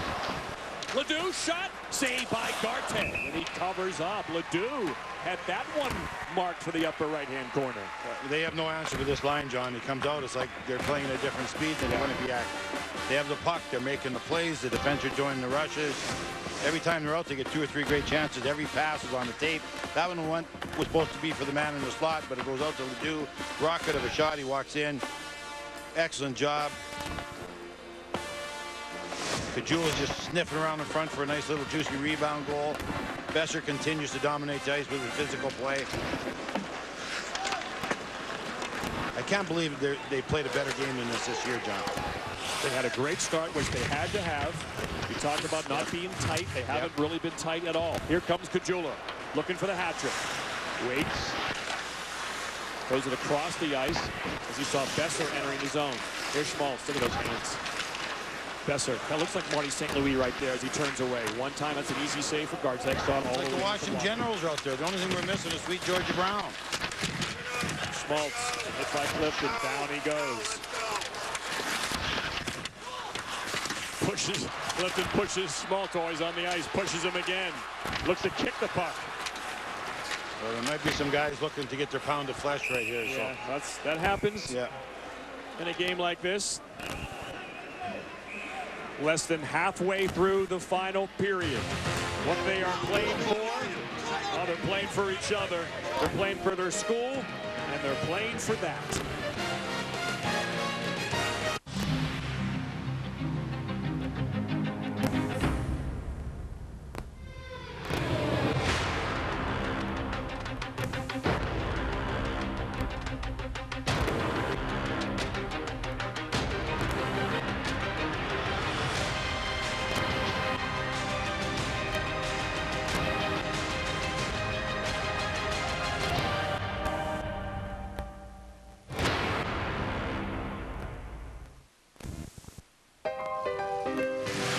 Canadian Tire with Cooper Tire developed the Motomaster SE3 Premium all season to excel in wet conditions.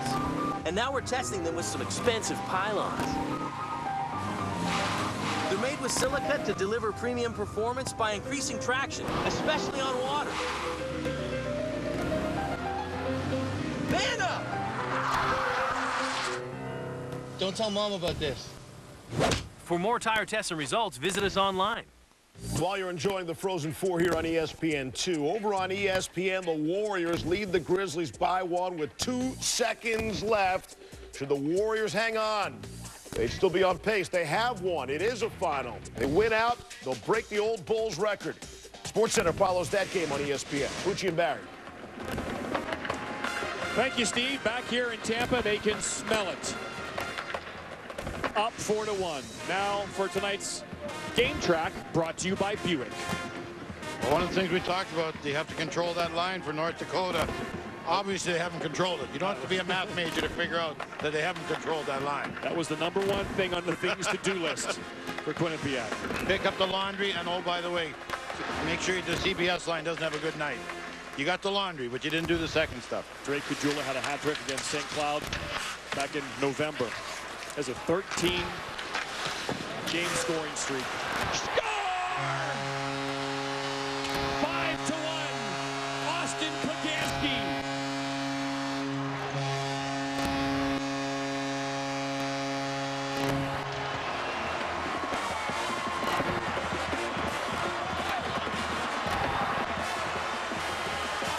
The party has started in Grand Forks and here in Tampa. Yeah, there's a lot of people with red faces that are doing a lot of cheering right now. Shot comes from the point. I really hate to see a goal like this go in because Gartek played so well all night long, all season long. He's trying to find it through traffic. Again, just a case of North Dakota winning the battles. They've been doing that all game long. Shot from the point. Juicy rebound, which he hasn't been giving up all night long. So they got to keep fighting. Quinnipiac's got to fight. There's 9 minutes left, man. You got to play all 60. So we talked about the long drought of North Dakota. Been 16 years, getting to the tournament year after year after year. Frozen Four for the 3rd year in a row. When they took lead against Denver on Thursday night, it was the first time they led in a Frozen Four game since 2007. They were playing from behind every game since 2007 in the Frozen Four. However, a good start against Denver last night on Thursday. A good start against Quinnipiac tonight. Turning in a save by Johnson again. And we said at the start, Gartig had to be a better goaltender than Johnson. He hasn't been. Johnson hasn't had the work Gartig has, but Johnson's been great. He's been cool under pressure. He's controlled rebounds. He never gave him that goal to let them back in the game. Shut. Goes it across the paint. Kept in by Derek Smith on the other side. Smith goes in front, tipped loose, and there's Johnson. The finance major makes the save. Quinn Kesnick between the benches. You mentioned the pressure that this North Dakota team and the expectations. It was interesting, you know, coming off that semifinal win, Drake Kajula said, happy to get it done and get rid of the ghosts. They had lost 6 semifinals. I thought they entered this game kind of loose and in character, emulating their head coach, the first-year head coach, Brad Berry. I did not sense the nerves and tension that you have from this group in the past. Dave Hackstall is certainly very stoic behind the bench. Brad Berry doesn't stop moving. Actually, they asked today in the Philly game, they said, Dave, what about your old team playing for the national championship? And he said, big smile on his face, go Sioux. So he'll be watching tonight. No doubt about it. And oh, by the way, his team, the Philadelphia Flyers, made the playoffs. Here comes Quinnipiac breaking out.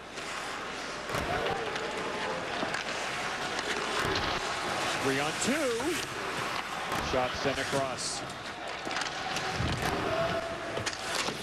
North Dakota rock solid in front of Cam Johnson tonight. Just always a body there, always a stick in the lane. Great job. Ryder Barnes walks in. Wide of Johnson. Stetcher. The undrafted defenseman who plays with so much heart, so intense all the time. There he is again, breaking up the play. Good zone pressure here by Quinnipiac, but they're down 5-1. Easy save by Johnson. He's in his rocking chair now. I texted Dave Haxall today and asked him anything you want to say to the fans of North Dakota. He said today is about the hard work and dedication of Brad, Dane, Pulley, the rest of the staff, and most importantly their players. Their success is a direct result of their efforts throughout this entire season. I belong firmly in the background, so my only message to our fans would be a simple one: go Sioux. Dave sent that before the Flyer game today against the Penguins. Well, that was a long message. Wow. Drake Caggiula, will he get his hat trick? No! Saved by Garteg, fighting to the finish. I love to see that, man. I love to see the character. Not giving up, not giving anything easy. That's awesome. Johnson will cover this up and take the face off. Wow, Drake Caggiula for the second time has a breakaway in alone with some pressure behind him, but both times he got good shots off, and both times Garteg made the save. Well, one of my favorite sayings I always use as a coach is adversity doesn't build character, it reveals it. So you're finding a lot about Michael Garteg right there, the way he's continued to battle and basically been behind all game long. He knew if I gave up one goal early in the first period that the game was basically over. Just love to see him compete like this. Stunned in Pittsburgh in 2013, Bobcat Nation hoping to get some redemption and be the fourth consecutive first-time NCAA champion winner. However, they run into a buzzsaw. North Dakota had their A game from the start, and they're on their way to ending their championship drought. Jonathan Toews unable to get a national champion when he was at North Dakota. Zach Parise and so many other great players. Hey, week from tonight, it is the Bowling National Championship. Next Saturday, April 16th, 6:30. It's on ESPNU. For more information, visit ncaa.com. Sometimes check a list of the NHL players that come out of North Dakota. It's staggering. Right. TJ Oshie. Soon they've won. It's amazing. You just look at this team. Well, those guys must have won just about every second year. So many great players don't have a national championship, but this group is about to get theirs.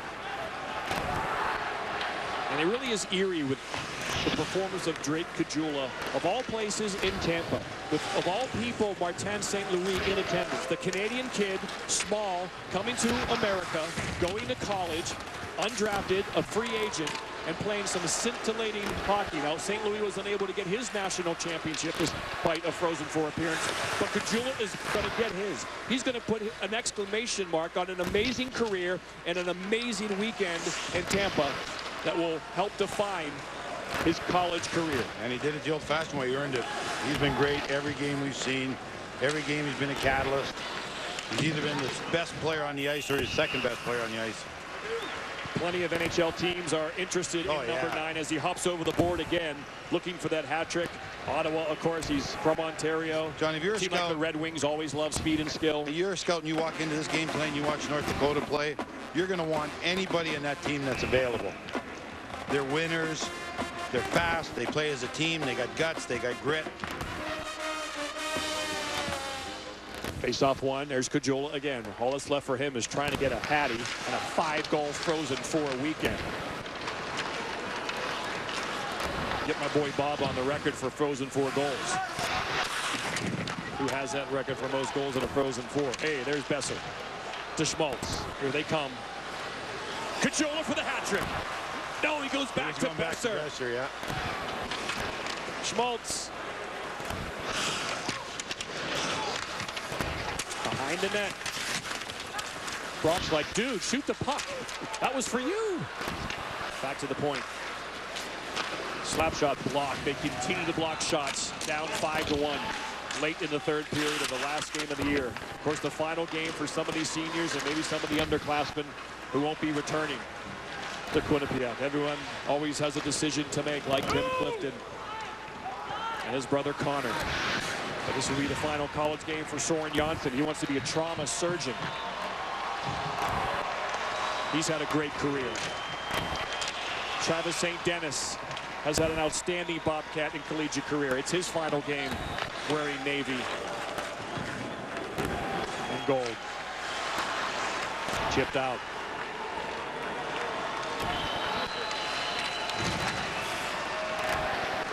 Taves, Devon Taves, Islander draft pick. He's a junior. He may not be back next year for Quinnipiac. He'll have a decision to make if he goes on to play professional hockey.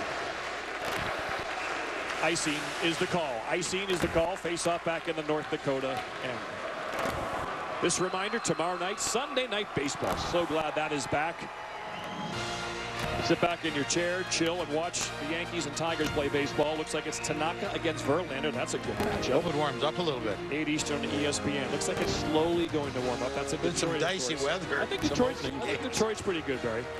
Like I said, it was 70 in Bismarck today. Beautiful Bismarck. 5-1 here in Tampa. Let's go 3 wide in Bristol with Leaves. Thanks very much. Here to tell you that coming up top of the hour, Arena Football League action. It's the Arizona Rattlers and the LA Kiss, Barry's favorite band. More Frozen 4 after this.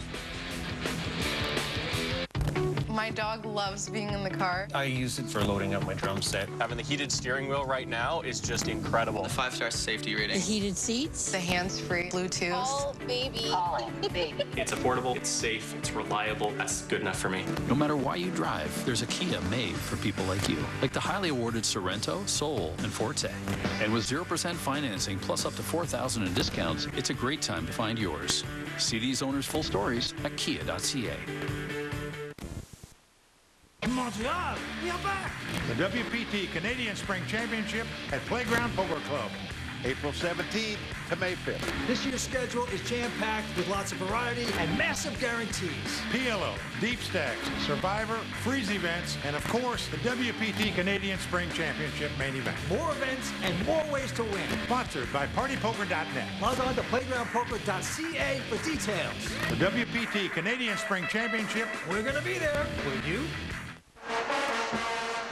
Martin St. Louis, UVM star of years past, showing the crowd what about to be raised on the ice for North Dakota. The last time they won it was 2000. It was Boston College in Providence. Down 2-1 in the third. Lee Gorin ties it up. And then assists on the go-ahead goal by Jason Ulmer. North Dakota took home the trophy in a 4-2 come-from-behind win in Providence, Rhode Island. Dean Blaze, the coach. And finally, an on-ice team picture like that will be taken again. This time in Tampa, Florida. How much hockey has changed. College hockey has changed. Slap shot. Never got to Johnson. Another save on Connor Clifton by Cam Johnson. His outstanding play continues. Cam wants to get that save percentage up, Johnny. Chiswick the other way. Taken out by Taves. Chase Prisky just make that Tommy shut back there. Here's Clifton. Blocked as he tries to get it across and thrown in. Coleman brings it around.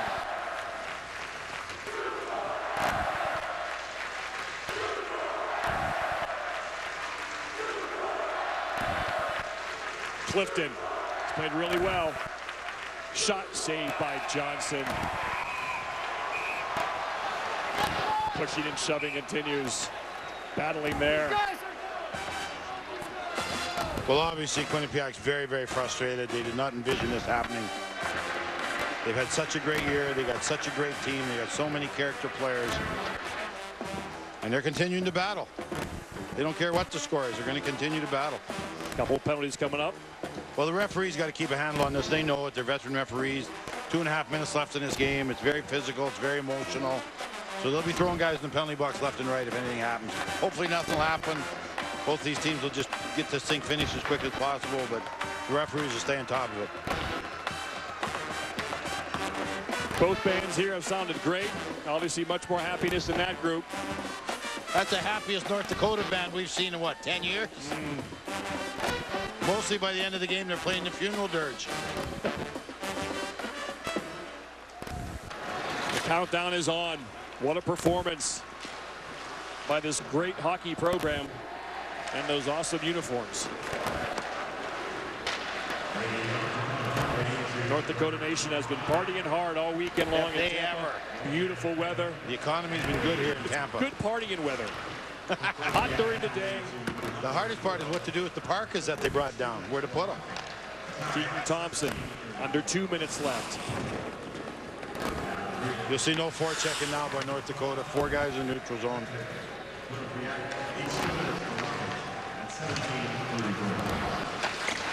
Cleared out. There comes Besser. He's got 4 points. Way offside there at the line.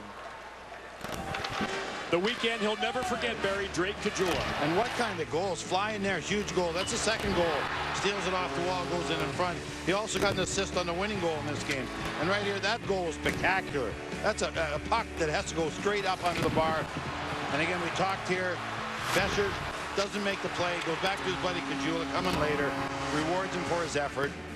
Just a fantastic, that line's phenomenal. That is an awesome, awesome line. It has everything. It's got skill, it's got speed. Schmaltz tonight was fantastic. The stick handling, the display that he put on. Besser's the power guy, the big horse that creates open spaces for the other 2 guys. Just a great line. Phil Sykes was the last North Dakota player to score a hat-trick at a championship game. That was back in 1982. Who's that? Phil Sykes. Phil Sykes was a good player. Yeah.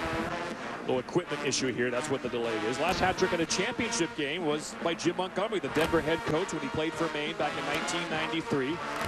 We got a bucket issue, Barry. You don't want a bucket issue right now. Joel Janatuinen, the Finn, who got that penalty. We got to make sure his helmet is safe. Give him someone else's helmet.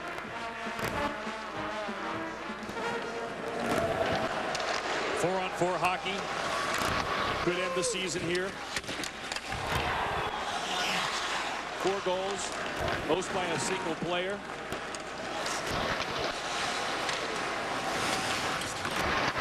Troy Stetcher behind the net. Besser, what a game for Besser. What a draft pick by the Vancouver Canucks. He's fantastic. His skating's good enough. He's got a wicked shot. He's got great vision. He's got some grit. He's got some sandpaper. Devon Toews, the defenseman, comes in. Kenny Roush, who does a lot of coaching for USA Hockey, told me that he might be his favorite player he's ever had on a USA team. In alone, Sanderson back up by Garteg, who stops it. Mikey. Keep battling, man. Keep battling. You hear the crowd. This nation is strong. They've been waiting for a long time. And finally, all their loyalty, all their traveling, the thousands and thousands of miles of plane flights. All the windows they've scraped in the middle of winter. Car rides, the ice scrapers, the snow shovels. 50 saves for Cam Johnson in the last 2 games, making 51 now. What a Frozen 4 he has had. 3 goals in 10 minutes and 21 seconds. That burst, that lightning strike that we talked about, even though for most of the game, Quinnipiac was doing a pretty good job at even strength against the big line. You knew at any moment they could break out. Boy, did they break out.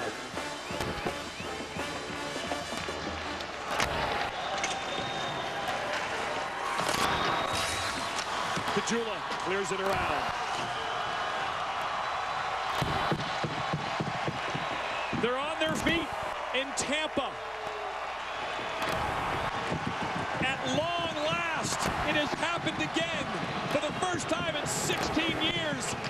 Stick a Grand Forks in them. North Dakota, champions of the college hockey world.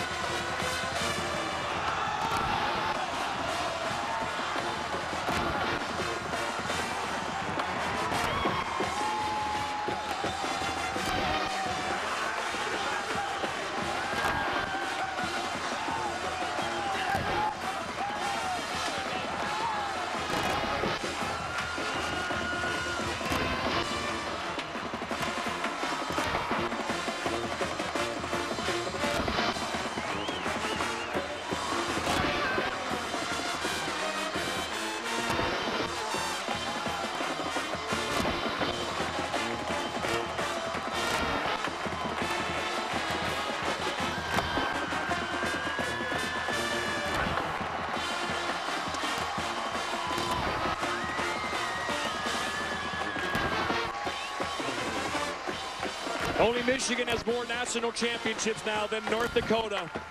They were impressive from the start, Barry. They win 5-1. Well, I'm very impressed that you beat a team as good as Quinnipiac with all the talented players they have, with all the experience they have, and you dominate a team, beat them 5-1. That means you're a heck of a team, because Quinnipiac certainly is. Cam Johnson, it won't look like he was needed early in this game. He played great, made some spectacular saves to keep that game 2-1. No college hockey program has a bigger or more loyal or more passionate fan base. No college hockey program has more media that covers them. There are multiple media outlets here in Tampa, and now the great tradition of the handshake line at center ice. Quinnipiac, still an amazing story that they built the program they have in Hamden, Connecticut. 2 national championship game appearances in the last 4 years. They have been a machine the last 4 or 5 years. They'll have to continue that process. Rand Pecknold told us he'd love to get first and second round draft picks, and maybe some point they'll get that. While we're sitting here, Sam Annis got hurt. You know, can Quinnipiac expect to beat a team like North Dakota if maybe your first best player on the team is hurt and not 100%? You got to look at that. But just the way he competed and battled, and the way the rest of the guys competed and battled, was fantastic. It's what sports is about. It's what makes hockey so special, when you see 2 teams go at it like they have tonight in this game. Sam Annis hit 2 posts in this game, so close. But what a performance again by Brad Berry. There's Annis really playing with one shoulder. He had bruised ribs on that hit in the ECAC championship game. Well, Drake Kajula, the weekend he'll never forget. 3 trips to the training room during a game in 2 games. So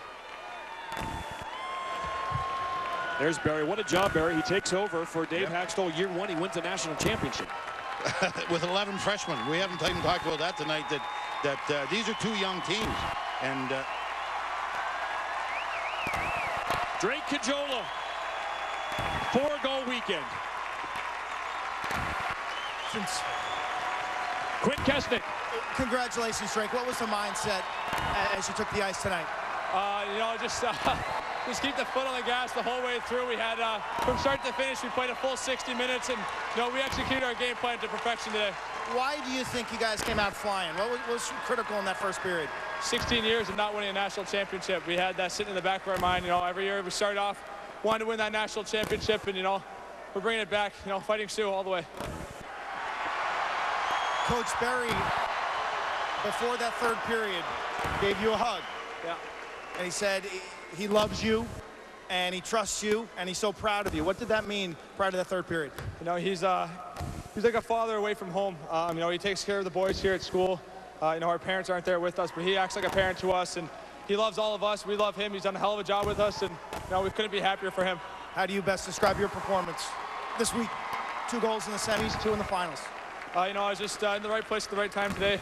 You know, I didn't think I had a great first 2 periods, but you know, our younger guys actually took control of the game, and you know, it was just a hell of a job by everyone. It's a surreal feeling right now. You know, I can't even put this into words. Let's hear it for Drake.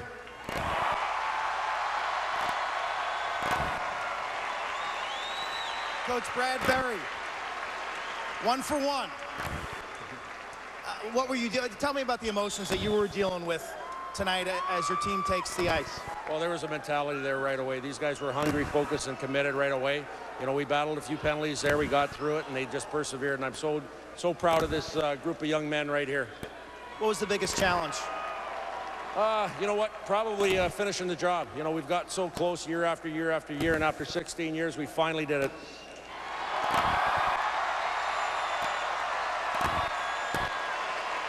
You've got some of the best fans in all of NCAA sports.